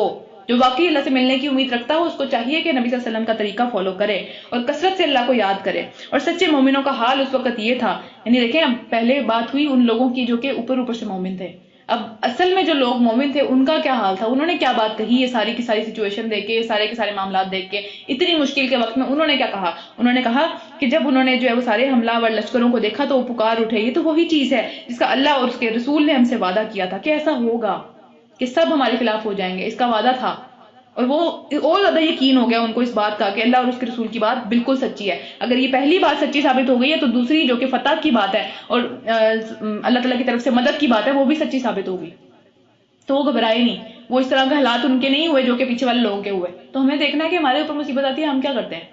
ہمارا کیا ایٹیٹیوڈ ہوتا ہے۔ ہمارے سے بھی اللہ تعالیٰ کا وعدہ ہے کہ جب ہم نے بات کر لی کہ ہم مسلمان ہیں، ہم مومن ہیں، تو آزمائش آئے گی، لازمی آئے گی، کسی نہ کسی طریقے سے آئے گی۔ اس بات پہ نہیں چھوڑے جائیں گے کہ مومن ہیں، آزمائش کے لیے آئے ہیں اس دنیا میں، موجے کرنے کے لیے نہیں آئے۔ تو پھر اگر پہلی بات سچی ہے تو دوسری بھی سچی ہوگی۔ اللہ تعالیٰ ضرور مومنین کے ساتھ ہیں، صبر کرنے والوں کے ساتھ ہیں، ضرور ضرور ساتھ ہیں انشاءاللہ تعالیٰ۔ تو بس یہ والی بات، یہ دیکھیں کتنا پازیٹیو ان کا ایٹیٹیوڈ تھا نا۔ پھر اس کے بعد اس واقعے نے ان کے ایمان اور ان کی ساری کی ساری جو اللہ تعالیٰ کے آگے فرما برداری ہے اس کو مزید بڑھا دیا۔ تو ہم نے دیکھنا ہے کہ ہماری کیا حالت ہوتی ہے آزمائش کے بعد، ہم بڑھتے ہیں اس چیز کے اندر یا باقی جو تھا وہ بھی خالی کر دیتے ہیں کہ نہیں بھائی کوئی نہیں، ایسا تو کوئی بات ہی نہیں ہے، اللہ تعالیٰ تو میرے ساتھ ہی ایسا کرتے ہیں۔ پھر اس کے بعد ایمان لانے والوں میں ایسے لوگ بھی موجود ہیں جنہوں نے اللہ سے کیے ہوئے وعدے کو سچا کر دکھایا، اور ان میں سے کوئی ابھی اپنا وعدہ پورا کر چکا ہے اور کوئی ابھی موقع کا انتظار میں ہے، یعنی کہ جان اللہ کی راہ میں قربان بھی کر دی۔ جیسے پہلے جو دو غزوے تھے، غزوہ بدر اور غزوہ احد، اس کے اندر ان کی جانیں قربان ہو گئی اللہ کی راہ میں، لیکن ابھی کچھ جو لوگ ہیں وہ اپنی شہادت کا جو ایک شوق ہے وہ لیے ہوئے اپنے دلوں کے اندر ہی ہیں۔ پھر انہوں نے اپنے رویے میں کوئی تبدیلی نہیں کی، یعنی وہ اسی کے لیے بھی ابھی بالکل تیار ہیں۔ یہ سب کچھ اس لیے ہوا تاکہ اللہ سچوں کو ان کی سچائی کا جزا دے اور منافقوں کو چاہے تو سزا دے اور چاہے تو ان کی توبہ قبول کر لے۔ بڑے سے بڑا جرم، بڑے سے بڑا گناہ، اس کی اللہ تعالیٰ توبہ قبول کر لیتے ہیں۔ ایون اگر کسی نے شرک بھی کیا اس کی بھی توبہ قبول ہو جاتی ہے، صرف وہ تب پکڑا جاتا ہے، صرف تب اس کی توبہ اور اس کا سمجھ لیں اس کی معافی نہیں ہے اگر وہ اسی شرک میں مر گیا، تو پھر اس کو اللہ تعالیٰ معاف نہیں کریں گے بالکل بھی۔ باقی ہر چیز معاف کر دیں گے اوپر جا کے بھی اللہ تعالیٰ چاہے تو، لیکن شرک معاف نہیں کیا جائے گا۔ تو خدا نخواستہ کوئی اس طرح کی چیزوں میں پڑا ہوا ہے مسلمان ہوتے ہوئے بھی، یہ بہت زیادہ پاسبل ہے یہ بات، تو پھر اس کو چاہیے کہ فوراً سے پہلے اللہ کی طرف واپس پلٹے، کیونکہ اللہ تعالیٰ توبہ قبول کرنے والے ہیں اور بے شک اللہ بہت غفور رحیم ہے۔ تو اللہ تعالیٰ نے جو سارے کفار تھے ان کو ان کے غصے کے ساتھ، ان کے فرسٹریشن کے اندر وہ واپس گئے، کیونکہ وہ جس مقصد کے لیے آئے تھے وہ پورا نہیں ہو سکا، وہ لڑ نہیں سکے، وہ مدینہ کو ختم نہیں کر سکے، تو وہ جس طریقے سے آئے تھے وہ اپنی جلن لیے ہوئے وہ بھی اسی طرح واپس پلٹ گئے، اور مومنین کی طرف سے اللہ ہی لڑنے کے لیے کافی ہو گیا، کسی مومن کو نہیں لڑنا پڑا، لیکن بس سب کی شکلیں سامنے آ گئی، سب کے اصل چہرے سامنے آ گئے۔ تو اللہ تعالیٰ بڑی قوت والا اور زبردست ہے۔ پھر اہل کتاب میں سے جن لوگوں نے ان کام کے اندر ان لوگوں کا ساتھ دیا تھا، یعنی بنو قریظہ، یہ جو مدینہ کے اندر 3 قبیلے تھے نا جو کہ یہودی تھے، ان میں سے ایک کا نام بنو قریظہ تھا، انہوں نے جو ہے وہ مخبریاں کی تھیں اور یہ سارے کام کیے تھے، ان کے ساتھ دیا تھا، اندر سے فساد پھیلایا تھا مدینہ میں اور وہ باہر سے آ گئے تھے، تو وہ بنو قریظہ۔ اور پھر اللہ تعالیٰ نے ان کے قلعوں سے اللہ تعالیٰ ان کو اتار کے لے آیا اور ان کے دلوں میں ایسا رعب ڈال دیا کہ آج تم ان میں سے ایک گروہ کو تو قتل کر رہے ہو اور دوسرے گروہ کو قید کر رہے ہو۔ آگے چل کے سورہ حشر کے اندر اس کی پوری تفصیل آئے گی، وہاں جا کے پڑھیں گے۔ بہرحال ان کے ساتھ پھر جنگ ہوئی تھی، اس جنگ کے بعد اس کے بعد اس سے تم کو ان کی زمین اور ان کے گھروں کے اندر اور ان کے مال اور ان سب چیزوں کا وارث اللہ تعالیٰ نے بنا دیا، اور وہ علاقہ تمہیں دے دیا جس کو تم کبھی بھی جس کے اندر نہیں گزرے تھے، جس کے اندر تمہارا کبھی گزر بسر نہیں ہوا تھا۔ ان کے پاس بہت بڑے قلعے تھے، یہ جو یہودی تھے نا وہاں پہ ہمیشہ سے مطلب بہت زیادہ امیر رہے ہیں یہ، اور ہمیشہ سے جو ہے وہ اسلحہ بناتے رہے ہیں، آج بھی بنا رہے ہیں، اسلحے کی فیکٹریاں ساری یہودیوں کی ہیں آج بھی، اپنی حفاظت کے لیے، اپنے آپ کو بچانے کے لیے۔ دنیا کی زندگی بڑی پیاری ہے نا، تو اس کے لیے تو تب بھی یہی کرتے تھے، ابھی بھی یہی کرتے ہیں۔ تو ان سب چیزوں کو وارث اللہ تعالیٰ نے نبی صلی اللہ علیہ وسلم کو اور ان کے سارے فالوورز کو کر دیا۔ اللہ ہر چیز پر قادر ہے۔ رکن نمبر 4، اے نبی صلی اللہ علیہ وسلم اپنی بیویوں سے کہو کہ اگر تم دنیا اور اس کی زندگی چاہتی ہو تو پھر میں تمہیں کچھ دے دلا کر بھلے طریقے سے رخصت کر دوں گا۔ تو یہ دیکھیں فاقوں پہ فاقے چل رہے تھے نبی صلی اللہ علیہ وسلم کی زندگی میں نا، ظاہر ہے وہ اتنا زیادہ امیروں والی زندگی نبی صلی اللہ علیہ وسلم نے بسر نہیں کی ہے، تو وہاں پہ جو ہے وہ اللہ تعالیٰ نے ایک چوائس دی امہات المؤمنین کو کہ وہ جو ہے وہ چھوڑ کے جا سکتی ہیں اگر وہ چاہیں تو، یعنی اگر ان کو دنیا کی زندگی پیاری ہے، دنیا کی عیش و عشرت پیاری ہے، تو پھر ان کو ایک چوائس دے دی گئی اس آیت کے ذریعے سے کہ وہ جو ہے وہ دنیا کی زندگی کے لیے نبی صلی اللہ علیہ وسلم سے ڈیورس لے کے طلاق لے کے جا سکتی ہیں۔ تو وہاں پہ عائشہ رضی اللہ تعالیٰ عنہ ہمیں بتاتی ہیں کہ جب رسول اللہ صلی اللہ علیہ وسلم کو یہ حکم ہوا کہ اپنی بیویوں کو اختیار دو کہ وہ جو چاہیں وہ کریں، تو پھر وہ سب سے پہلے میرے پاس آئے، یعنی حضرت عائشہ کے پاس، سب سے پیاری تھی نا انہیں، تو وہاں پہ گئے سب سے پہلے اور ان کو جا کے کہا کہ مطلب میرے پاس ایک ایسا حکم آیا اللہ تعالیٰ کی طرف سے کہ جس کو میں تمہیں بتاؤں تو تم اس کا فیصلہ کرنے میں جلدی نہ کرنا، یعنی ان کو ڈر تھا نا کہ کہیں یہ چھوڑ نہ دے مجھے. تو پھر جلدی نہ کرنا بلکہ اپنے والدین سے مشورہ کر لینا نا پہلے, یعنی تو کیونکہ ان کو پتا تھا حضرت ابو بکر صدیق ان کے والد ہیں تو وہ تو کبھی ان کو جانے نہیں دیں گے. تو بڑے پیار سے نبی صلی اللہ علیہ وسلم نے ان سے بات کی اور ان کو یہ والی آیت سنائی کہ یہ اللہ تعالیٰ نے جو ہے وہ ایک اختیار دیا ہے نا سب کو. تو پھر انہوں نے آگے سے کہا کہ مجھے اس بارے میں اپنے والدین سے مشورہ کرنے کی کوئی ضرورت نہیں ہے, میں آخرت کی زندگی کو اور اپنے نبی کو اور اپنے اللہ کو جو ہے وہ پریفر کرتی ہوں دنیا کی زندگی میں. اور حضرت عائشہ بتاتی ہیں کہ اللہ تعالیٰ کے نبی کی ساری بیویوں نے یہی جواب دیا انہیں. تو جن کا مقصد کلیئر ہوتا ہے نا ان کو دنیا کی زندگی ڈسٹریکٹ نہیں کرتی, وہ دنیا کے بھی کام کرتے چلے جاتے ہیں, آخرت کے کام بھی کرتے چلے جاتے ہیں. تو ایک مقصد کلیئر ہونے کی بات ہے صرف, باقی جتنا بڑا مرضی لالچ آ جائے اس میں کوئی اتنا بڑا مسئلہ نہیں ہو جاتا. اچھا اس کے بعد آگے چلتے ہیں. اور اگر تم اللہ اور اس کے رسول اور آخرت کے گھر کی طالب ہو, یعنی تمہیں چاہیے وہ سب کی سب چیزیں ہیں, تو جان لو کہ جو کچھ تم میں سے جو نیکوکار ہیں اللہ ان کے لیے بہت بڑا اجر مہیا کیے ہوئے ہیں, وہ سب چیزیں ان کو ملنے والی ہیں, زندگی بہت چھوٹی ہے. نبی صلی اللہ علیہ وسلم کی بیویوں تم میں سے جو کسی صریح جو ہے وہ فحاشی کا بہت کھلم کھلا کوئی اس طرح کی حرکت کرے جو کہ اللہ تعالیٰ نے منع کی ہوئی ہے, کوئی اس طرح کا فحاشی والا کام کرے, ظاہری بات ہے وہ بالکل پاک تھی ان سب چیزوں سے, لیکن ان کے لیے ان کا جو درجہ تھا ظاہر سی بات ہے وہ ایک آئیڈیل گھر سے تعلق رکھتی تھی, تو ان کے اوپر جو ایک پکڑ تھی وہ زیادہ تھی, وہ دگنی پکڑ تھی. یہاں پہ دیکھیں, یہاں پہ بات آ رہی ہے کہ اس کو دوہرا عذاب دیا جائے گا, ڈبل ہو جائے گی اس کی پنشمنٹ, کیونکہ ان کا جو ثواب ہے ان کی جو ساری چیزیں وہ بھی ڈبل ہیں, وہ قریبی ہیں سب سے زیادہ نا. اور پھر اللہ تعالیٰ کے یہ کام بہت ہی آسان ہے, کوئی مشکل کام نہیں ہے. اور تم میں سے پارہ نمبر 22 شروع ہو رہا ہے, اور تم میں سے جو اللہ اور اس کے رسول کی اطاعت کرے گی اور نیک عمل کرے گی تو پھر اس کو ہم دوہرا اجر بھی دیں گے. اس کے لیے دوہرا اجر بھی ہے کیونکہ مشکل حالات میں ساتھ دیا نا نبی صلی اللہ علیہ وسلم کا. اور پھر ہم نے اس کے لیے رزق بہت زیادہ مہیا کر رکھا ہے, یعنی کہ اللہ تعالیٰ کے پاس کمی نہیں ہے دوہرا کرنے کے لیے کسی کا بھی اجر, ڈبل اللہ تعالیٰ کسی کا بھی اجر کر سکتے ہیں. تو نبی صلی اللہ علیہ وسلم کی بیویوں تم عام عورتوں کی طرح نہیں ہو. دیکھیں ان کے لیے پیغامات آ رہے ہیں, ان کے لیے جو ہے وہ ساری کی ساری ان کی ایک امپورٹنس یہاں پہ واضح ہو رہی ہے کہ نبی صلی اللہ علیہ وسلم کی بیویوں کا کیا مقام تھا. اگر تم اللہ سے ڈرنے والی ہو تو دبی زبان کے اندر نرم لہجے میں بات نہ کیا کرو مردوں سے. یعنی نبی صلی اللہ علیہ وسلم کی بیویوں کے لیے بھی یہ ہے اور ہمارے سب کے لیے بھی ہے, یہ ہر عورت کے لیے یہی ہے کہ جو عام مرد ہیں یا پھر جو غیر محرم ہے سارے کے سارے, ان کے ساتھ ایک نرم لہجے کے اندر یا پھر ایک جو لگی پٹی بات ہوتی ہے یا پھر اس طرح کی فلرٹنگ والی جو چیز ہوتی ہے وہ نہیں ہونی چاہیے. بہت سیدھی اور ڈائریکٹ بات ہونی چاہیے, یہ چیز ہے یہ ایسے ہوگی. ایک سختی بھی نہیں ہونی چاہیے, یعنی ایک سختی تو ہونی چاہیے جو کہ ایک اپروپریٹ سختی ہے, لیکن اس میں یہ نہ ہو کہ آپ جو ہے وہ بہت ہی بدتمیزی سے یا روڈ قسم سے بات کریں. ایک اچھا انداز ہونا چاہیے لیکن بات بہت کھلی اور معروف ہونی چاہیے. ایسا نہ ہو کہ کوئی بندہ دیکھے تو اس کو بات پسند نہ آئے. اچھا اس کے بعد آگے چلتے ہیں. دبی زبان میں جو ہے وہ بات نہ کیا کرو. دل کی خرابی میں مبتلا کوئی بھی شخص, ہو سکتا ہے کوئی غلط توقع لگا لے کہ ہو سکتا ہے کہ شاید اس کے دل میں کوئی الٹی بات آ جائے یا کچھ اس طرح کی بات اس کے دماغ میں چلی جائے, کیونکہ شیطان تو ہے نا, ظاہر سی بات ہے, ہر ایک انسان کے ساتھ شیطان بھی ہے. تو اس طرح کی کوئی بات اس کے دل کے اندر آ جائے, بلکہ سیدھی اور صاف بات کرو.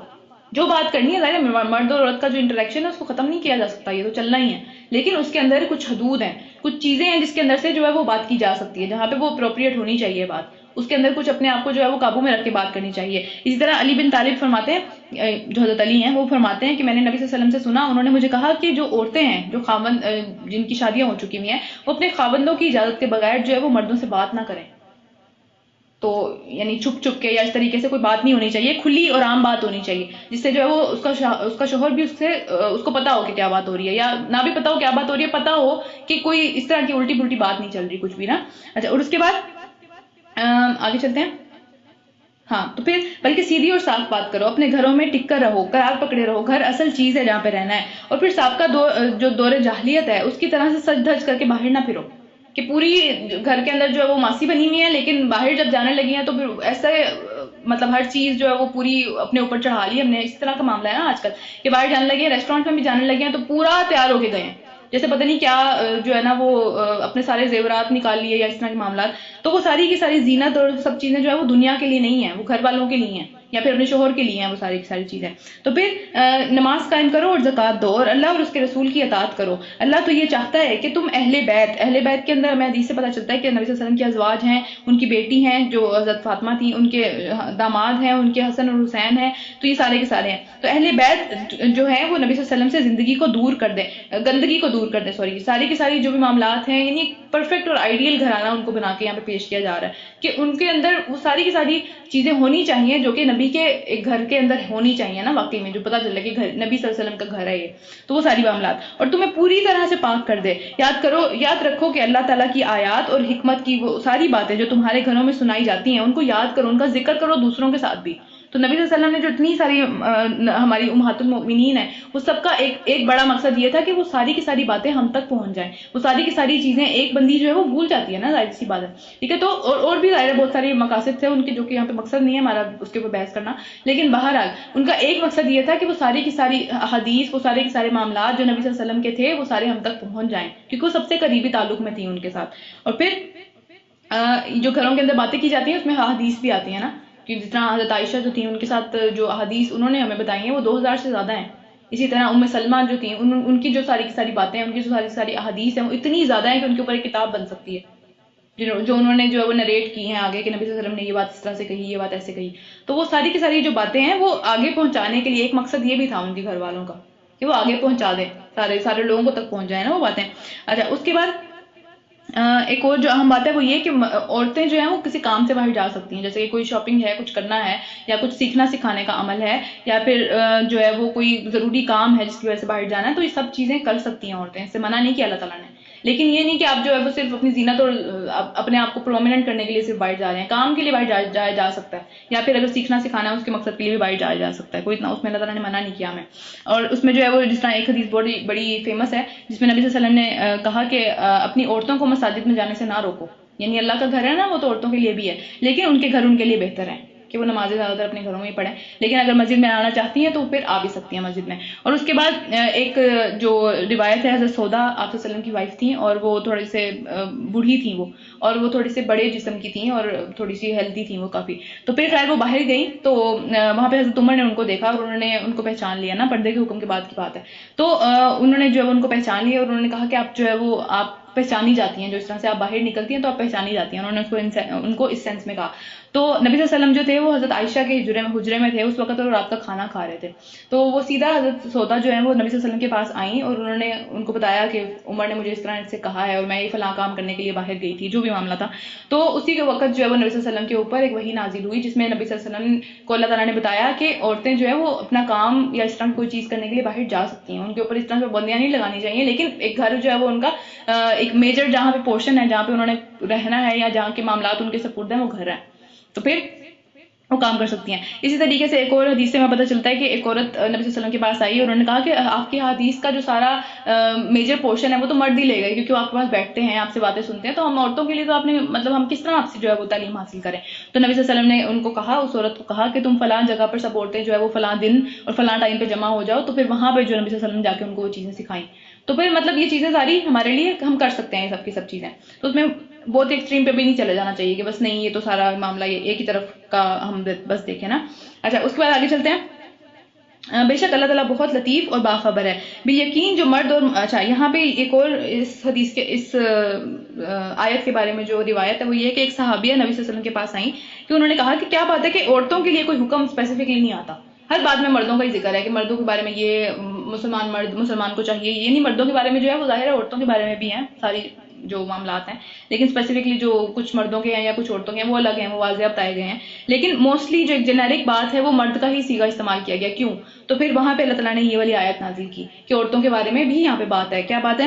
کہ بالیقین جو مسلمان مرد ہیں اور مسلمان عورتیں ہیں، یا جو مومن مرد ہیں اور یا پھر مومن عورتیں ہیں، یا پھر جو اللہ کے سامنے جھکے ہوئے مرد اور فرما بردار عورتیں ہیں، یا پھر جو بالکل سچے مرد، سچائی میں بڑھ چڑھ کے آگے جانے والے مرد اور سچائی میں بڑھ چڑھ کر آگے جانے والی عورتیں، یا پھر کسی مصیبت کے اوپر صبر کرنے والے مرد، یا پھر صبر کرنے والی عورتیں، یا پھر اللہ کے آگے جو ہے وہ انکساری کے ساتھ، عاجزی کے ساتھ جھکے ہوئے مرد،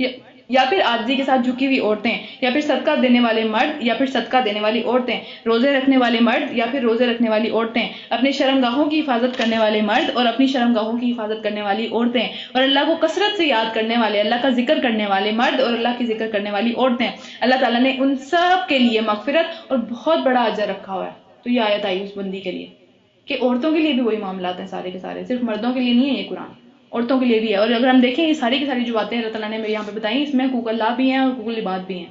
کہ سچائی رکھیں یا پھر اللہ کے سامنے جھکیں یا پھر صدقہ دیں یا پھر اپنی شرمگاہوں کی حفاظت کریں، روزے رکھیں. یہ سارے اللہ کے بھی معاملات ہیں اور بندوں کے بھی ہیں. جیسا کہ اللہ کے آگے جھکے ہوئے انکسار والے جو ہوتے ہیں، عاجزی والے ہوتے ہیں، زمین میں بڑے نہیں بنتے، اپنا تکبر نہیں کرتے، دوسروں کو نیچا نہیں کرتے، اس میں ہر قسم کے معاملات آتے ہیں.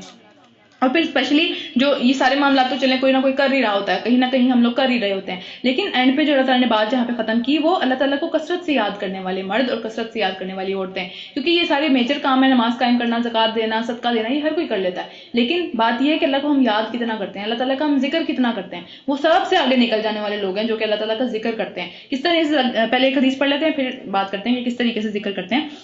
اللہ کے نبی نے فرمایا کہ جو مفردون ہیں وہ سب سے آگے بڑھ گئے نا، مفردون، تو صحابہ نے پوچھا کہ مفردون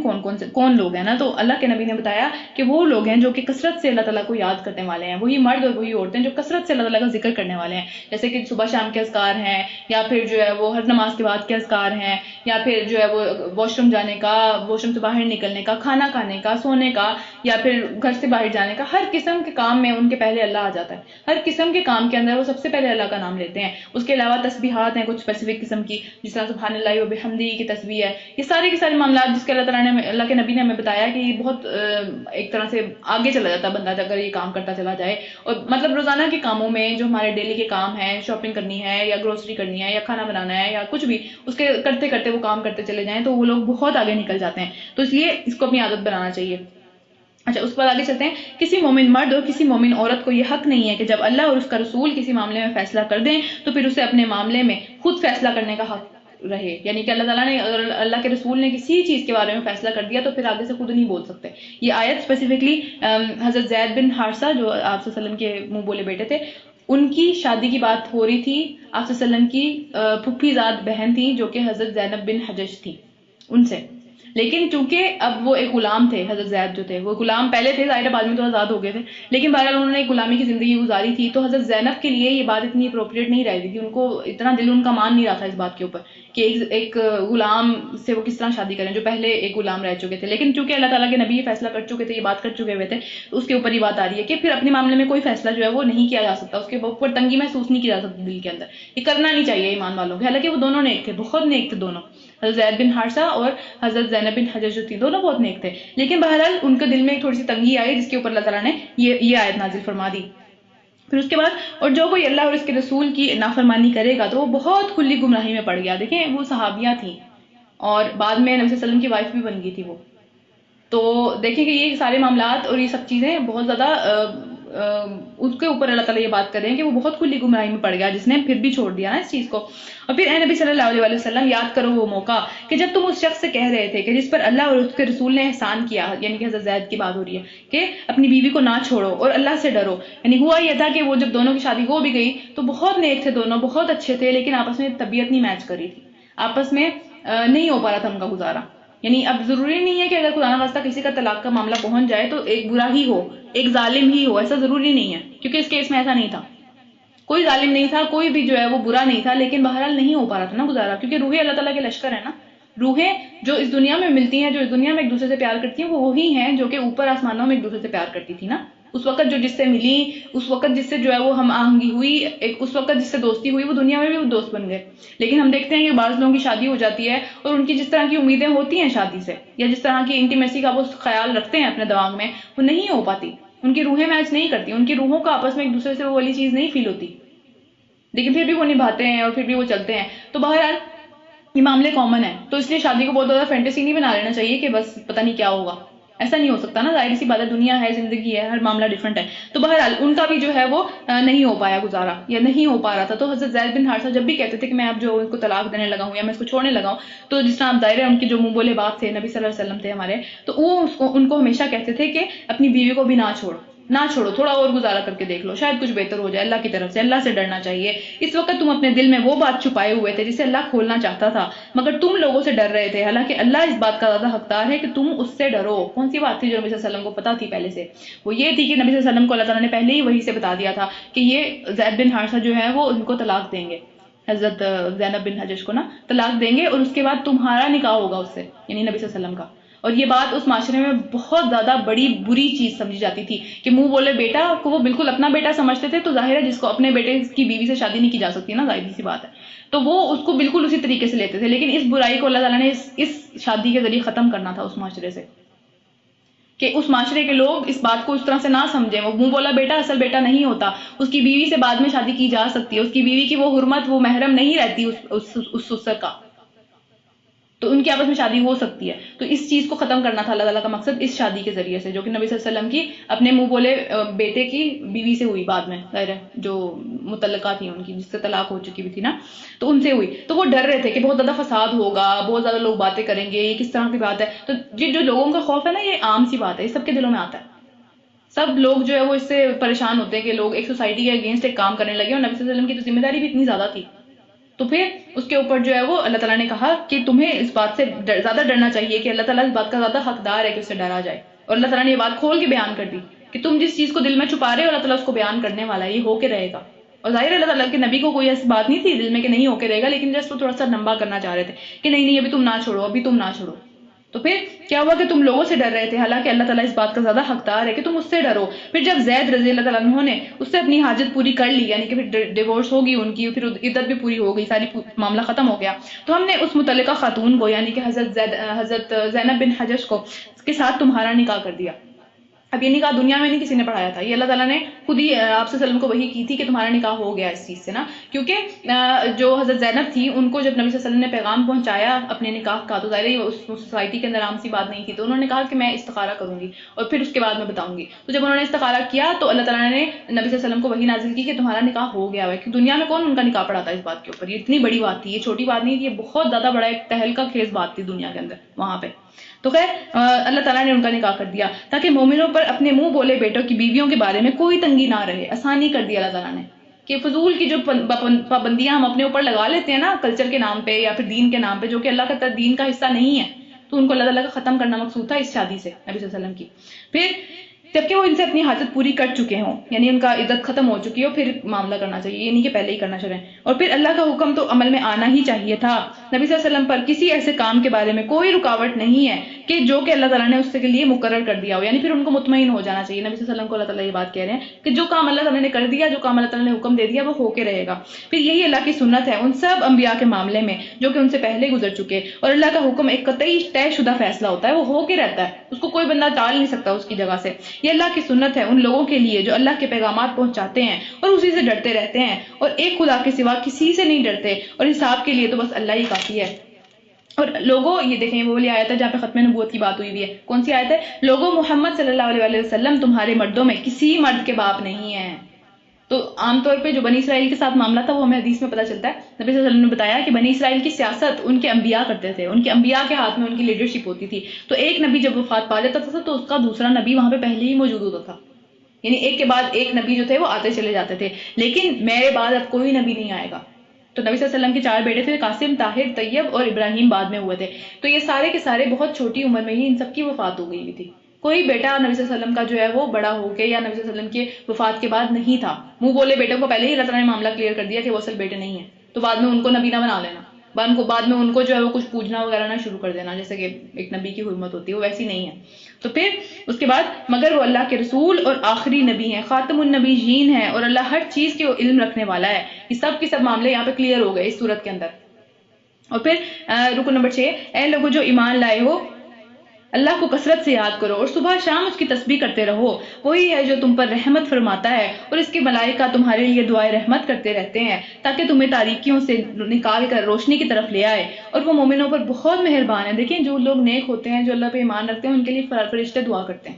فرشتے ان کے لیے مغفرت کی دعائیں کرتے رہتے ہیں کہ اللہ اس کو بخش دے، اس کو معاف کر دے، اور اللہ تعالیٰ ان کے اوپر جو ہے وہ رحم فرماتا ہے، جو کہ صبح شام تسبیحاں کرتے ہیں. ہماری زندگی میں ہم کتنی تسبیح کرتے ہیں اللہ تعالیٰ کی، ہم کتنی اللہ تعالیٰ کی جو ہے وہ حمد و ثنا بیان کرتے ہیں، کہیں پہ بھی نہیں ہے نا، اس کی عادت بنانی چاہیے. اچھا اس کے بعد تو جس روز وہ اللہ تعالیٰ سے ملیں گے ان کا استقبال سلامتی کے کلمات سے ہوگا، بہت ہی خوبصورت طریقے سے ان کا استقبال کیا جائے گا، اور ان کے لیے اللہ کے پاس بہت ہی عزت والا اور بہت ہی خوبصورت اجر ہے. نبی صلی اللہ علیہ وسلم کے بیٹوں کے نام تھے قاسم، طاہر اور طیب. یہ سارے حضرت خدیجہ سے تھے، اور اس کے بعد ابراہیم بعد میں ہوئے تھے، اور وہ حضرت ماریہ قبطیہ سے تھے. یہ 4 بیٹے تھے ان کے. اچھا آگے چلتے ہیں. اے نبی صلی اللہ علیہ وسلم، ہم نے تمہیں بھیجا ہے گواہ بنا کر، لوگوں کے اوپر گواہ ہیں، اپنی امت کے اوپر گواہ ہیں، پچھلی ساری امتوں کے اوپر گواہ ہیں کہ واقعی یہ سب کے سب معاملات ہوئے تھے. اور پھر بشارت دینے والے، خوشخبری دینے والے، لوگوں کو خوش کرنے والے، یعنی صرف ڈرانے والا نہیں ہے، خوش کرنے والے بھی تھے. نبی صلی اللہ علیہ وسلم کی حدیث ہے جس میں نبی صلی اللہ علیہ وسلم نے ہمیں بتایا کہ لوگوں خوش ہو جاؤ، خوشیاں مناؤ، جشن مناؤ، اور اپنے سے بعد میں آنے والوں کو بھی خوشیاں ان کو جو ہے وہ پہنچاؤ، ان کو بھی خوشخبری دو کہ جس نے بھی جو ہے وہ صحیح اخلاص سے صحیح نیت سے اللہ کی ایک ہونے کی گواہی دی وہ جنت میں داخل کیا جائے گا. یہ خوشخبری. اس کے بعد ایک اور کہ لوگوں ایک اور حدیث میں پتہ چلتا ہے کہ لوگوں خوش ہو جاؤ کہ جس نے بھی جو ہے وہ 5 نمازیں قائم کی اور وہ سارے کبیرہ گناہوں سے بچا رہا تو اس کے اوپر اللہ تعالیٰ نے چھٹی دے دی کہ جس بھی جنت کے دروازے سے داخل ہونا چاہے وہ داخل ہو جائے. اور کبیرہ گناہ یہ ہیں. کون کون سے ہیں کبیرہ گناہ؟ شرک کرنا اللہ تعالیٰ کے ساتھ، ماں باپ کے ساتھ برا سلوک کرنا، برے طریقے سے ان کو ڈیل کرنا. تیسرا یہ کہ سود لینا، جو بھولی بھالی عورتیں ہیں ان کے اوپر تہمت لگانا، ان کے اوپر زنا کی تہمت لگانا، زنا کرنا، جادو کرنا، چوری کرنا، کسی کی جان لے لینا بغیر کسی حق کے، یا پھر میدان جنگ میں سے بھاگ جانا ڈر کے. تو یہ سارے کے سارے کبیرہ گناہ ہیں. خالی یہ نہیں ہے، اور بھی حدیثیں کبیرہ گناہوں کے بارے میں، لیکن بہرحال جو کہ ہمارے لیسن سے ریلیٹ کری تھی وہ یہ والی ہے. اچھا اس کے بعد آگے چلتے ہیں. اور ڈرانے والا ظاہر سی بات ہے اللہ تعالیٰ کی ہر قسم کے عذاب سے ڈرانے والا، اللہ کی اجازت سے اس کی طرف دعوت دینے والا بنا کر اور روشن چراغ بنا کر. اب اس آیت سے بھی بہت سارے لوگ جو ہے وہ ایک مطلب لیتے ہیں کہ نبی صلی اللہ علیہ وسلم نور تھے. کچھ اس طرح کے فرقے بھی ہیں ہمارے ہاں جو اس طرح کے مطلب لیتے ہیں اس قرآن کے اندر سے ہی. نور کا جو مقصد ہے وہ نوری حیثیت نہیں تھی ان کی. نور کا مطلب ہے کہ راستہ دکھانے والا. واضح طور پہ جو ہے وہ ایک چیز نظر آ جائے، اس کی روشنی کے اندر وہ چیز سارا راستہ نظر آ جائے، صحیح اور غلط میں فرق نظر آ جائے. جس طرح قرآن کو بھی اللہ تعالیٰ نے بہت دفعہ نور کہا ہے قرآن کے اندر ہی. اور پھر آگے چلتے ہیں. بشارت دے دو ان لوگوں کو جو تم پر ایمان لے آئے، یعنی نبی صلی اللہ علیہ وسلم کے اوپر ایمان لے آئے، اور ان کے لیے اللہ کی طرف سے بہت بڑا فضل ہے. کیا فضل ہے؟ ان کا ایمان فضل ہے. دنیا میں سب سے بڑی جو نعمت اللہ تعالیٰ کی ہم بہت دفعہ بات کر چکے ہیں وہ ہدایت ہے، وہ ایمان کی توفیق ہے جو کہ دلوں کے اندر ہے. کیونکہ یہی چیز جو ہے وہ کسی بھی چیز کے ساتھ جڑ جاتی ہے، کسی بھی اللہ تعالیٰ کی کوئی بھی نعمت کے ساتھ ایمان یا پھر ہدایت کی نعمت جڑ جاتی ہے تو وہ چیز ہمارے لیے جو ہے وہ باعث برکت بن جاتی ہے. وہ چیز ہمارے لیے نعمت بن جاتی ہے بہت بڑی. جیسا کہ اولاد کے ساتھ ہدایت جڑ جاتی ہے، وہ ہمارے لیے ایک خوشی کا سبب بن جاتی ہے دنیا میں بھی اور آخرت میں بھی. ایمان کے ساتھ ہمارے مال کے ساتھ جڑ جاتی ہے تو مال کو ہم اچھی جگہ پہ خرچ کرتے ہیں، وہ ہمارے لیے صدقہ جاریہ بن جاتا ہے آخرت کے لیے بھی. اس طرح کسی بھی چیز کے ساتھ اگر ہدایت جڑ جاتی ہے وہ ہمارے لیے اللہ تعالیٰ کا فضل بن جاتی ہے. اور پھر ہرگز جو ہے وہ نہ دبو، ڈرو نہیں کفار اور منافقین سے، کوئی پرواہ نہ کرو ان کی سارے مذاقوں کی، ان کی عجیب عجیب باتوں کی، تنگ کرنے کی، کسی چیز کی پرواہ نہیں کرنی چاہیے. اور بھروسہ کرو اللہ کے اوپر، اللہ ہی کافی ہے اس شخص کے لیے جو اپنے سارے معاملات اس کے سپرد کر دے. اللہ تعالیٰ اس کے معاملات بنا دیتا ہے جو اللہ کے سپرد ڈال دیتا ہے اپنے معاملات کو. آزمائش آتی ہے.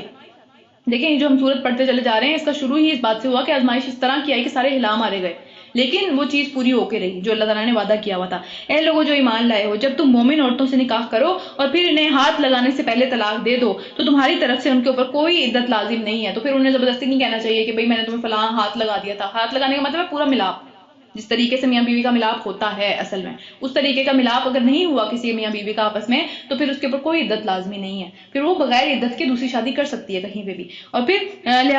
تمہیں مطالبہ نہیں کرنا چاہیے کہ تم جو ہے وہ لازمی اب عدت پوری کرو اور یہ جو بھی معاملات ہیں. لہٰذا انہیں کچھ مال دے کے بھلے طریقے سے اچھے طریقے سے رخصت کرنا چاہیے، گھر سے جو ہے وہ نکالنا نہیں چاہیے. اچھا یہ ہم سارے معاملات جو ہے وہ پہلے بھی دیکھ چکے ہیں، سورہ نساء کے اندر بھی تھے، سورہ بقرہ کے اندر بھی تھے، بہت ڈیٹیل میں ہم نے یہ دیکھے ہیں. اس کے بعد اے نبی صلی اللہ علیہ وسلم ہم نے تمہارے لیے حلال کر دی تمہاری وہ بیویاں، یعنی ہم صرف اسپیسیفکلی نبی صلی اللہ علیہ وسلم کی بھی یہاں پہ بات ہو رہی ہے نا. یہ پابندی جو ہے یہ نبی صلی اللہ علیہ وسلم سے ہٹا لی گئی تھی کہ وہ جتنی بھی شادیاں ان کو اللہ تعالیٰ نے کہا کرنے کو انہوں نے کی، لیکن عام مومنوں کے اوپر یہ پابندی ہے کہ 4 سے زیادہ شادیاں وہ نہیں کر سکتے ایک ٹائم کے اندر. پھر جن کے مہر تم نے ادا کر دی ہے، اور وہ عورتیں جو اللہ تعالیٰ کی عطا کردہ یعنی کہ لونڈیوں میں سے ہیں. حضرت ماریہ قبطیہ تھی، وہ لونڈی تھی، وہ غلام تھی. تو اس کے بعد اور تمہاری وہ چچا زاد بہنیں اور تمہاری پھوپھی زاد بہنیں اور تمہاری ماموں زاد اور خالہ زاد بہنیں جنہوں تمہارے ساتھ جنہوں نے ہجرت کی ہے، اور وہ ساری مومن عورتیں جو اپنے آپ کو نبی صلی اللہ علیہ وسلم کے لیے ہبا کر دیں کہ ٹھیک ہے ہم جو ہے وہ کوئی بھی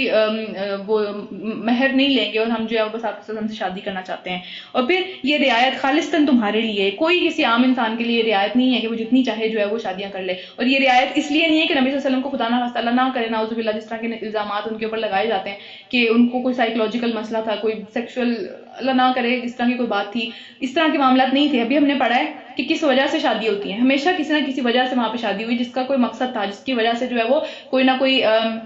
ایک بہت بڑا مقصد حاصل کرنا مقصد تھا نا. تو پھر آگے کیا ہے کہ دوسرے مومنوں کے لیے یہ اجازت نہیں ہے کہ وہ جو ہے وہ 4 سے زیادہ شادیاں کریں. اور ہم کو معلوم ہے کہ عام مومنوں پر ان کی بیویوں اور لونڈیوں کے بارے میں ہم نے کیا حدود عائد کی ہیں، جس طرح ہم بات بھی کریں کیا حدود ہیں. اور پھر اس کے بعد تمہیں ان حدود سے ہم نے اس لیے جو ہے وہ نکال دیا تاکہ تمہارے اوپر کوئی تنگی نہ رہے. ان کا مشن بہت بڑا تھا، ان کا جو سارے کے سارے معاملات تھے. کبھی کسی قبیلے کو اگر مسلمان کرنا ہے تو ان کی کسی اور سے شادی کرنا، جس طرح کہ حضرت ماریہ قبطیہ کا جو معاملہ تھا، جب انہوں نے جو ہے ان سے شادی کی تو ان کا پورا قبیلہ مسلمان ہو گیا. اور حالانکہ وہ بہت زیادہ طاقتور قسم کا قبیلہ تھا. تو یہ سارے کے سارے جو معاملات تھے، ساری شادیاں تھیں ان کی، وہ کسی نہ کسی مقصد کے تحت تھیں. اور پھر اس کے بعد اللہ غفور رحیم ہے، تم کو اختیار دیا جاتا ہے کہ اپنی بیویوں میں سے جس کو چاہو اپنے سے الگ رکھو. یعنی کہ یہاں بھی جو اختیار ہے یہ نبی صلی اللہ علیہ وسلم کے پاس، اسپیسیفکلی نبی صلی اللہ علیہ وسلم کے پاس یہ اختیار تھا. کیا تھا وہ؟ کہ یہ جو بیویوں کے درمیان میں عدل کرنے کی ذمہ داری ہے نا، یہ سب مردوں کے اوپر ہے. جتنی بیویاں ہیں سب کو ایکول رکھنا ہے. جتنی بیویاں ہیں کسی کے ساتھ ایک اسپیسیفک معاملہ نہیں کر سکتے، سب کو ایک جیسا رکھنا ہے. لیکن نبی صلی اللہ علیہ وسلم کو اس چیز سے نکال دیا گیا تھا تاکہ ان کے اوپر آسانی رہے، ان کے لیے جو ہے وہ اتنی مشکل نہ ہو جائے. وہ کیا تھی کہ اپنی بیویوں میں سے جس کو چاہو اپنے سے الگ رکھو، جسے چاہو اپنے ساتھ رکھو، اور جسے چاہو الگ رکھنے کے بعد اپنے پاس پھر واپس بلا لو. یہ اللہ تعالیٰ کے نبی کے لیے اسپیسیفکلی یہ بات تھی. اس معاملے میں تم پر کوئی حرج نہیں ہے. اس طرح زیادہ متوقع ہے کہ ان کی آنکھیں ٹھنڈی رہیں گی اور وہ غم زدہ نہیں ہوں گی. وہ سمجھ لیں گی کہ اللہ کا حکم ہے، اللہ تعالیٰ نے چھوٹ دی ہوئی ہے اپنے نبی کو، تو اس لیے ان کے لیے زیادہ آسانی تھی. اور جو کچھ بھی تم ان کو دو گے اس پر وہ راضی رہیں گی. اللہ تعالیٰ جانتا ہے کہ جو کچھ تم لوگوں کے دلوں کے اندر ہے، اور اللہ تعالیٰ بہت علیم اور حلیم ہے. اس کے بعد تمہارے لیے دوسری عورتیں حلال نہیں ہیں، اور نہ اس کی اجازت دی گئی ہے کہ ان کی جگہ اور بیویاں لے آؤ، خواہ ان کا حسن تمہیں کتنا ہی پسند کیوں نہ آئے. یعنی ان کے بعد اب مزید شادیاں نہیں، جتنی ہو چکی ہیں بس اس کے بعد نہیں. پھر اس کے بعد البتہ لونڈیوں کے لیے تمہیں اجازت دی گئی ہے، یعنی لونڈیاں کر سکتے ہیں لیکن شادیاں نہیں. پھر اس کے بعد اللہ ہر چیز کے اوپر نگران ہے. رکو نمبر 7، اے لوگوں جو ایمان لائے ہو، نبی صلی اللہ علیہ وسلم کے گھروں میں بلا اجازت نہ چلے جایا کرو. دیکھیں ہم نے پہلے بھی سورہ نور کے اندر بھی پڑھا ہے کہ بغیر اجازت لوگوں کے گھر نہیں جانا چاہیے، لوگوں کو بتا کے ان کے گھر جانا چاہیے. پھر اس کے بعد کیونکہ یہ معاملات پھر خراب ہوتے ہیں کہ جس طرح بھی آپس کے معاملات خراب کرنے کا ایک ذریعہ ہے یہ کہ بھئی ہو سکتا ہے اگلا بندہ آپ کو ایکسپیکٹ نہ کرا ہو سکتا ہے وہ کسی کام کے اندر ہو سکتا ہے وہ آپ کو صحیح طرح انٹرٹین نہ کر پائے، پھر آپ کو اچھا نہ لگے، پھر آپ کہیں کہ میں تو اتنے شوق و ذوق سے وہاں گیا اور اس نے مجھے جو ہے وہ انٹرٹین نہیں کیا، اس نے مجھے جو ہے وہ میرے ساتھ اچھا سلوک نہیں کیا. تو یہ ساری ان دا فرسٹ پلیس غلطی آپ کی اپنی ہی ہے. بغیر اجازت لوگوں کے گھر نہیں جانا چاہیے. تو یہاں پہ نبی صلی اللہ علیہ وسلم کے گھر جانے سے بھی ان کو منع کیا جا رہا ہے. اور نہ اچھا یہاں پہ اس کے پیچھے جو ایک اور جو ڈیٹیل ہے اسپیسیفکلی اس آیت کے پیچھے وہ یہ ہے کہ جو انس تھے، انس رضی اللہ تعالیٰ عنہ جو نبی صلی اللہ علیہ وسلم کے ایک آزاد کردہ غلام تھے،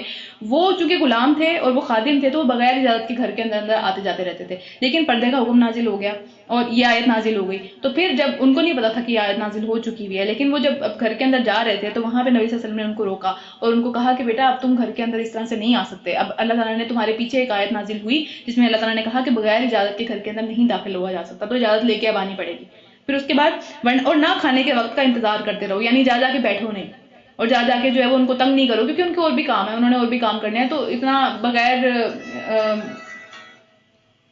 بغیر جو ہے وہ ان کو تنگ کیے ہوئے یا پھر ان کو، کیونکہ وہ منہ سے تو نہیں کہیں گے، نبی صلی اللہ علیہ وسلم بہت ہی اچھے اخلاق کے مالک تھے، ظاہر سی بات ہے، تو وہ اپنے منہ سے تمہیں نہیں کہتے لیکن تم ان کو جو ہے وہ جا کے تنگ نہ کرو. پھر ہاں اگر تمہیں کھانے پر بلایا جائے تو پھر کھانے کے ٹائم ہی جاؤ. یہ نہیں ہے کہ آپ صبح سے جا کے بیٹھے ہوئے ہیں اور جو ہے وہ ان کو تنگ کری جا رہے ہیں، نہ وہ اپنا کام کر پا رہے ہیں، نہ جو ہے وہ تمہیں کمپنی دے پا رہے ہیں. مگر جب کھانا کھا لو تو پھر فوراً وہاں سے چلے جاؤ، وہاں پہ بیٹھ کے گپے نہ مارو، ان کو کام ہے بہت سارے، اور پھر باتیں نہ کرنے لگو. تمہاری یہ حرکتیں نبی کو تکلیف دیتی ہیں صلی اللہ علیہ وسلم، مگر وہ شرم کی وجہ سے تمہیں کچھ کہتے نہیں ہیں کہ تمہیں خود سے وہ کہہ نہیں سکتے. لیکن اللہ تعالیٰ بتا دیتے ہیں، اللہ تعالیٰ دلوں کے حال کھول دیتے ہیں، اور اللہ حق بات کہنے میں شرماتا نہیں ہے. نبی صلی اللہ علیہ وسلم کی بیویوں میں سے اگر تمہیں کسی سے کچھ مانگنا ہو تو پردے کے پیچھے سے مانگو، حجاب کے ساتھ، یا پھر کسی دروازے کی اوٹ میں، یا کسی پردے کے پیچھے سے، یا پھر کوئی نقاب کے ساتھ، کہ ڈائریکٹلی ایک وہ تعلق نہیں اس طرح سے ہونا چاہیے. اور پھر یہ تمہارے اور ان کے دلوں کے لیے پاکیزگی کا سبب ہے. آج ہم بڑا سنتے ہیں نا کہ میری تو نیت ہی صاف ہے، میرا تو دل بڑا پاکیزہ ہے، میری تو نظریں ہی صاف ہے، مجھے تو حجاب کی ضرورت ہی نہیں ہے، مجھے تو کوئی ضرورت نہیں ہے اپنے آپ کو کور کرنے کی، میری نظروں میں ہوتی ہے حیا. تو ان سے زیادہ کوئی پاک ہے؟ امہات المؤمنین ازواج مطہرہ ان کا نام ہے، سب سے زیادہ پاک وہ جو تھی بیویاں تھیں، ان کے لیے اللہ تعالیٰ یہ بات کر رہے ہیں. تو ہمارا کہ دعویٰ ان سے بھی زیادہ پاک ہے. اللہ تعالیٰ ان کو کہہ رہے ہیں کہ تم جو ہے وہ زیادہ بہتر ہے تمہارے دلوں کی پاکیزگی کے لیے، کیونکہ دلوں میں اس طرح کے خیالات آ جانا یا پھر کسی دوسرے کا آپ کے بارے میں کچھ غلط سوچ لینا، یہ تو پاسبل ہے نا. چلیں آپ تو ویسے آسمان کے اترے ہوئے فرشتے ہیں کہ بھئی آپ کے دل میں تو کوئی غلط بات آ ہی نہیں سکتی، کوئی دوسرا تو سوچ سکتا ہے نا. تو اس لیے یہ حجاب جو ہے یہ اپنے آپ کو کور کرنا، اپنے ایٹیٹیوڈ کے اندر تھوڑا سا اسٹرکٹ ہونا، بغیر مطلب اس طرح کے ایک معروف بات نہ کرنا، یا پھر ایک جو صحیح بات ہے، جو صحیح طریقے کی بات ہے وہ نہ کرنا، یہ سب چیزیں خرابی کو جنم دیتی ہیں دلوں کے اندر. تو اسی لیے اللہ تعالیٰ نے جو ہے وہ اس کو کرنے کا حکم دیا ہوا ہے. اتنی تاکید بار بار آتی چلی جا رہی ہے نا صورت کے اندر، وہ اسی لیے آ رہی ہے. اس کے بعد ایک حدیث سے ہمیں پتہ چلتا ہے کہ ایک بندہ آیا نبی صلی اللہ علیہ وسلم کے پاس، جب نبی صلی اللہ علیہ وسلم یہ بات کہہ رہے تھے کہ عورتوں کے پاس جانے سے بچو اکیلے میں، یعنی اکیلے بند دروازے کے اندر بے شک کام بھی کر رہے ہیں تو یہ نہیں کرنا چاہیے اکیلے میں نا، کیونکہ وہ ایک فتنہ میں پڑنے کا ڈر ہے، دلوں کی پاکیزگی کے لیے اچھی بات نہیں ہے. تو پھر ان میں سے کسی نے پوچھا تو پھر دیور کے متعلق کیا رائے ہے؟ دیور جو کہ ایک قریبی رشتہ ہے نا، ظاہر ہے ہمارے تو سوسائٹی کے اندر بس سارے اکٹھے ہی رہیں، تو وہ سارے کے سارے معاملات. دیور کے بارے میں کیا ہے؟ تو دیور کے بارے میں نبی صلی اللہ علیہ وسلم نے کہا کہ دیور تو ہلاکت ہے، اس سے اس طرح بچو جیسے تم اپنی موت سے بچتے ہو. تو دیکھیں وہ گھر کے اندر ایک سیکیور پلیس کے اندر ہے، ٹھیک ہے. تو اگر صرف ایک دیور ہے اور اس کی بھابھی ہی ہے گھر کے اندر تو وہ مشکل ہو جائے گا معاملہ وہاں پہ بہت زیادہ، اور باہر والے عجیب عجیب باتیں کریں گے، اور یہ معاملہ کوئی اتنا اچھا معاملہ ہے بھی نہیں، ہمیں پتہ ہی ہے سب کو، ٹھیک ہے. تو اس سے بہت زیادہ اس طرح بچنا چاہیے جیسے ہم اپنی موت سے بچتے ہیں اکیلے ہونے کے چکر میں نا دیور کے ساتھ. اچھا تو آگے چلتے ہیں. کہاں گیا؟ ہاں، اس کے بعد کیا ہے، تمہارے لیے یہ جائز نہیں ہے کہ اللہ تعالیٰ کے رسول کو کوئی تکلیف دو. دیکھیں اب تو نبی صلی اللہ علیہ وسلم کو ظاہر اپنے منہ سے اپنے اعمال سے تو کوئی بھی تکلیف نہیں دے سکتا نا ابھی، لیکن اپنے منہ سے، اپنی باتوں سے، اپنی حرکتوں سے، اپنے جیسچر سے، اس طرح کی ساری باتوں میں. اور نہ ہی یہ جائز ہے کہ ان کے بعد ان کی بیویوں سے نکاح کرو. ان کی بیوی سے ان کو پاک کر دیا گیا بالکل بھی. نبی صلی اللہ علیہ وسلم کی جو بھی حرمت تھی وہ ان کے ساتھ ہی رہی،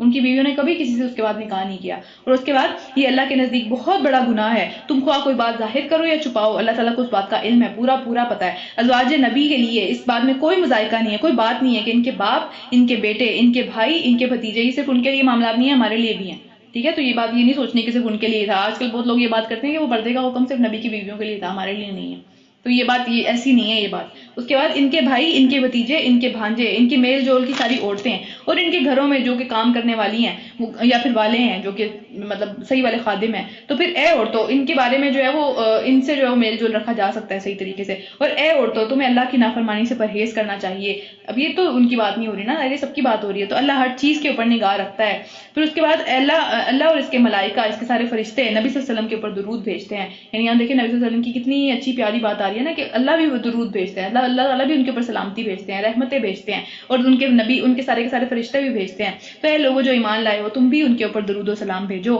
تو پھر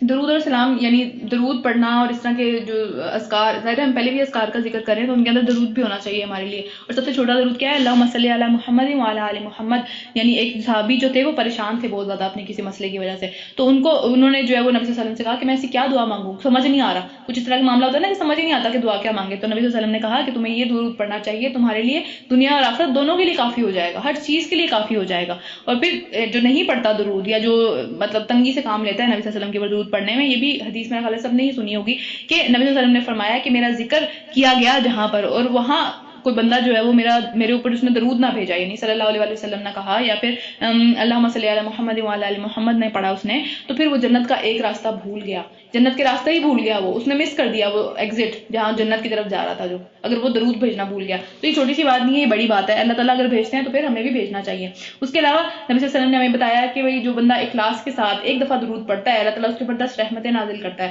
10 اس کے گناہ معاف ہو جاتے ہیں، 10 اس کی نیکیاں لکھی جاتی ہیں، اور 10 درجات بلند کرتا ہے اللہ تعالیٰ اس کے. تو بہت سارے فائدے ہیں نا درود پڑھنے کے بھی. پھر اے لوگوں جو لوگ اللہ اور اس کے رسول کو اذیت دیتے ہیں، دیکھیں اللہ کو کون اذیت دے سکتا ہے؟ پھر دوبارہ وہی والی بات آ رہی ہے، اللہ کو کون اذیت دے سکتا ہے یا اس کے رسول کو اب کون اذیت دے سکتا ہے؟ کوئی بھی نہیں، فزیکلی تو کوئی بھی نہیں دے سکتا نا، منہ سے دیتے ہیں عجیب عجیب باتیں کر کے، عجیب عجیب قسم کے الزامات لگا کے. پھر ان پر دنیا اور آخرت میں اللہ تعالیٰ نے لعنت فرما دی. دنیا میں بھی لعنت ہے ایسے لوگوں کے اوپر، اور آخرت میں بھی، اور ان کے لیے رسوا کن عذاب مہیا کر دیا. اور جو لوگ مومن مردوں اور مومن عورتوں کو بے قصور تکلیف پہنچاتے ہیں، یعنی تکلیف کسی کو بھی نہیں پہنچائی جا سکتی. مسلمانوں کا ایک دوسرے کے اوپر حق ہے، مسلمانوں کا ایک دوسرے کے اوپر جو معاملہ ہے وہ بہت اچھا معاملہ ہونا چاہیے. یہ نہیں کہ ہم کسی کا مذاق اڑا رہے ہیں اور ہم کہہ رہے ہیں نہیں کوئی بات ہی نہیں ہے، کوئی مسئلہ ہی نہیں ہے، یا پھر ہمارا کوئی شکل اس طرح کی ہم نے بنائی ہوئی ہے، کوئی اگر ہمیں بات کہہ رہا ہے آ کے، یا ہمارا جو ہے وہ ایٹیٹیوڈ اس طرح کا ہے اس طریقے کے ساتھ، اور ہم کہہ رہے ہیں ہم نے تو کچھ بھی نہیں کہا تو میں نے کچھ نہیں ہے نا، شکل ہی میری تو ایسی ہے. اس طرح کی فضول ترین ہم باتیں کرتے رہتے ہیں اپنے آپ کو جسٹیفائی کرنے کے لیے، لیکن ہمیں پتہ ہوتا ہے کہ ہم دوسرے بندے کو تنگ کر رہے ہیں. تو یہ ساری چیزیں اللہ تعالیٰ نے بہت زیادہ منع کی ہوئی ہیں، یہ چیزیں ہمارے اوپر حلال نہیں ہے کہ ہم دوسروں کو تنگ کرتے پھرے اس طریقے سے، اذیت دیتے ہیں. انہوں نے بہت بڑے بہتان اور کھلے گناہ کا جو بوجھ ہے وہ اپنے اوپر لے لیا، یعنی صرف مذاق کے لیے، صرف دوسرے کو تنگ کرنے کے لیے، یہ سارے کے سارے معاملات جو ہم دنیا میں کرتے رہتے ہیں اپنے آپ کو کول دکھانے کے لیے، یہ سارے معاملات جو ہیں یہ ان کی وجہ سے ہمارے اوپر ایک بہت بڑا گناہ آ رہا ہے، ایک بہت بڑا وبال، ایک بہت بڑی تباہی ہم اپنے اوپر لیتے چلے جا رہے ہیں آہستہ آہستہ کر کے. اس کو کیا اٹھا سکیں گے بعد میں؟ تو اس لیے ان کے بارے میں پہلے ہی جو ہے وہ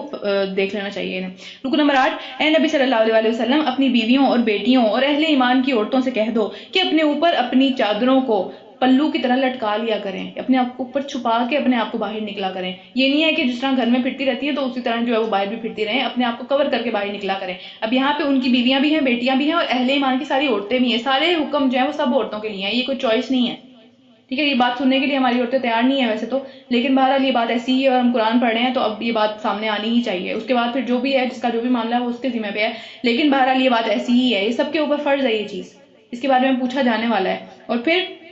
یہ زیادہ مناسب طریقہ ہے تاکہ وہ پہچان لی جائیں اور ستائی نہ جائیں. اللہ تعالیٰ غفور رحیم ہے. یعنی ہوتا یہ تھا کہ وہاں پہ چونکہ عورتیں جو ہے وہ سج دج کر کے پھرتی تھیں، تو وہ لوگ جو وہاں پہ تھے وہ سمجھتے تھے کہ شاید ان کا تعلق جو ہے وہ کسی پروسٹیٹیوشن والے علاقے سے ہے یا کوئی اس طرح کے معاملات یہ چاہتی ہیں. تو اس لیے اللہ تعالیٰ نے کہا کہ زیادہ بہتر یہ ہے کہ اپنے آپ کو چھپا کے نکلے تاکہ پہچان لی جائے کہ یہ مسلمان عورتیں ہیں، ان کی ایک عزت ہے، ان کی جو ہے ان کو بلا وجہ تنگ نہیں کیا جا سکتا، تاکہ ان کی جو ہے وہ لوگ عزت کریں ان کے حلیے کی وجہ سے نا. تو اس لیے پھر اگر منافقین اور وہ لوگ جن کے دلوں میں خرابی ہے اور جو مدینہ میں الٹے افواہیں پھیلانے والے ہیں اپنی حرکتوں سے باز نہ آئے تو ہم انہیں ان کے خلاف ایسی کارروائی کریں گے تمہارے ذریعے سے کہ وہ اس شہر میں رہ ہی نہیں سکیں گے، اس شہر سے ہی نکلنا پڑ جائے گا انہیں، اور ہر طرف سے ان کے اوپر لعنت آئے گی، اور جہاں جہاں پائے جائیں گے پکڑے جائیں گے وہاں پہ اور بری طرح مارے جائیں گے. یعنی یہ اپنی حرکتوں سے اگر باز نہ آئے، کیونکہ وہ کرتے کیا تھے کہ جب اس طرح کوئی حکم آتا تھا، جس پردے کا اب یہاں پہ حکم آیا، تو پردے کا اگر حکم آتا تھا اسپیسیفکلی یہاں پہ جو ہے وہ بہت ایک واضح حکم پردے کا ہے، اور اس کے بعد سے امپلیمنٹ فوراً سے پہلے ہو گیا تھا یہ امپلیمنٹ. تو پھر ہوا یہ تھا کہ وہ سارے کے سارے لوگ جو کہ بس تنگ ان کا کرنا مقصد تھا، تو وہ جو لوگ اس چیز کو آبزرو کر رہے ہوتے تھے، جو لوگ اس چیز کو فالو کر رہے ہوتے تھے، ان کا مذاق اڑاتے تھے، ان کو تنگ کرتے تھے جان بوجھ کے کہ ہاں بھائی تم نے تو یہ بات فوراً سے ہی مان لی ہے، ایسا کیسے ہو سکتا ہے، پہلے کبھی ایسا نہیں ہوا، جو بھی اس طرح کی باتیں وہ کرتے تھے. تو ان کے لیے یہاں پہ بات آ رہی ہے کہ تم اگر ان طرح کی حرکتوں سے باز نہ آئے تو تمہارا بھی انجام بہت ہی برا ہوگا. اور یہ اللہ کی سنت ہے، اور جو ایسے لوگوں کے معاملے میں پہلے سے ہی چلتی چلی آ رہی ہے، جو پہلے بھی ایسے کام کرتے رہے ہیں، ان کے ساتھ بھی کوئی اچھا انجام نہیں ہوا، تو تم اللہ کی سنت میں کوئی تبدیلی نہیں پاؤ گے. لوگ تم سے پوچھتے ہیں کہ قیامت کی گھڑی کب آئے گی، کہو اس کا علم تو صرف اللہ تعالیٰ کو ہے، تمہیں کیا خبر کہ شاید وہ بہت ہی قریب آ لگی ہو، کیا پتا. بہرحال یہ آنا اس کا بالکل یقینی ہے کہ اللہ تعالیٰ نے کافروں کے اوپر لعنت کی ہے اور ان کے لیے بھڑکتی ہوئی آگ تیار ہے جس میں وہ ہمیشہ ہمیشہ رہیں گے. یہ ہونا لازمی ہے، یہ ہونا جو ہے وہ بالکل اسی طرح حق ہے جیسے کہ اللہ تعالیٰ کی ذات حق ہے. پھر اس کے بعد کوئی حامی اور مددگار، کوئی دوست وہ جو ہے وہ نہیں پا سکیں گے جس روز ان کے چہرے آگ کے اندر الٹ پلٹ کیے جائیں گے، جیسے کباب کو تلا جاتا ہے نا اوپر نیچے کر کے. اللہ تعالیٰ کتنا یہ عجیب معاملہ ہے، کتنا یہ ڈرونا قسم کا معاملہ ہے. اللہ تعالیٰ ہم سب کو اس طرح کے عذاب سے محفوظ رکھیں. اس وقت وہ کہیں گے کاش ہم نے اللہ اور اس کے رسول کی اطاعت کی ہوتی. دیکھیں یہ کاش جو ہے نا اس وقت بہت تکلیف دے گا، اس لیے بہتر ہے کہ ہم آج ہی جو ہے وہ اس چیز کے اوپر آ جائیں اور کہیں گے کہ اے رب ہم نے اپنے سرداروں کو اور اپنے بڑوں کی اطاعت کی، یعنی جو ہم میں سے بڑے تھے، جن کی ایک فالوئنگ تھی، جن کو اللہ تعالیٰ نے جو ہے ایک دنیا میں اتھارٹی دی ہوئی تھی، جو ایک امام تھے ہمارے یا جو بڑے تھے، جو جن سے ہم امپریس تھے، ان سب چیزوں کی ہم نے جو ہے وہ فالوئنگ کی اور انہوں نے ہمیں سیدھی راہ سے بھڑکا دیا، ہم دور چلے گئے ان کے پیچھے چلتے چلتے. تو اے رب ان کو دوہرا عذاب ملنا چاہیے، ان کو جو ہے وہ آپ ڈبل عذاب دیں، یہ اس قابل ہے کہ ان کو ڈبل عذاب دیا جائے. دنیا میں ان کو ڈیفینڈ کرتے کرتے، دنیا میں ان کو جو ہے وہ بڑا بناتے بناتے، ان کو اندھا فالو کرتے کرتے کہاں نکل جاتے ہیں، لوگ قتل کر دیتے ہیں، لوگوں کی بات نہیں مانتے، جو مرضی کر لیں، ٹھیک ہے، لیکن آخرت میں جا کے انہیں کو بددعائیں کہ ان کو ڈبل عذاب ملنا چاہیے، ان کے اوپر سخت لعنت کریں اللہ تعالیٰ. تو دیکھیں یہ دنیا میں ہی ہمیں جو ہے نا اپنے معاملات صحیح کر لینے چاہیے. اس کو یہاں تک ختم کرتے ہیں، رکو نمبر 8 تک. ربنا تقبل منا انک انت السمیع العلیم وتب علینا انک انت التواب الرحیم.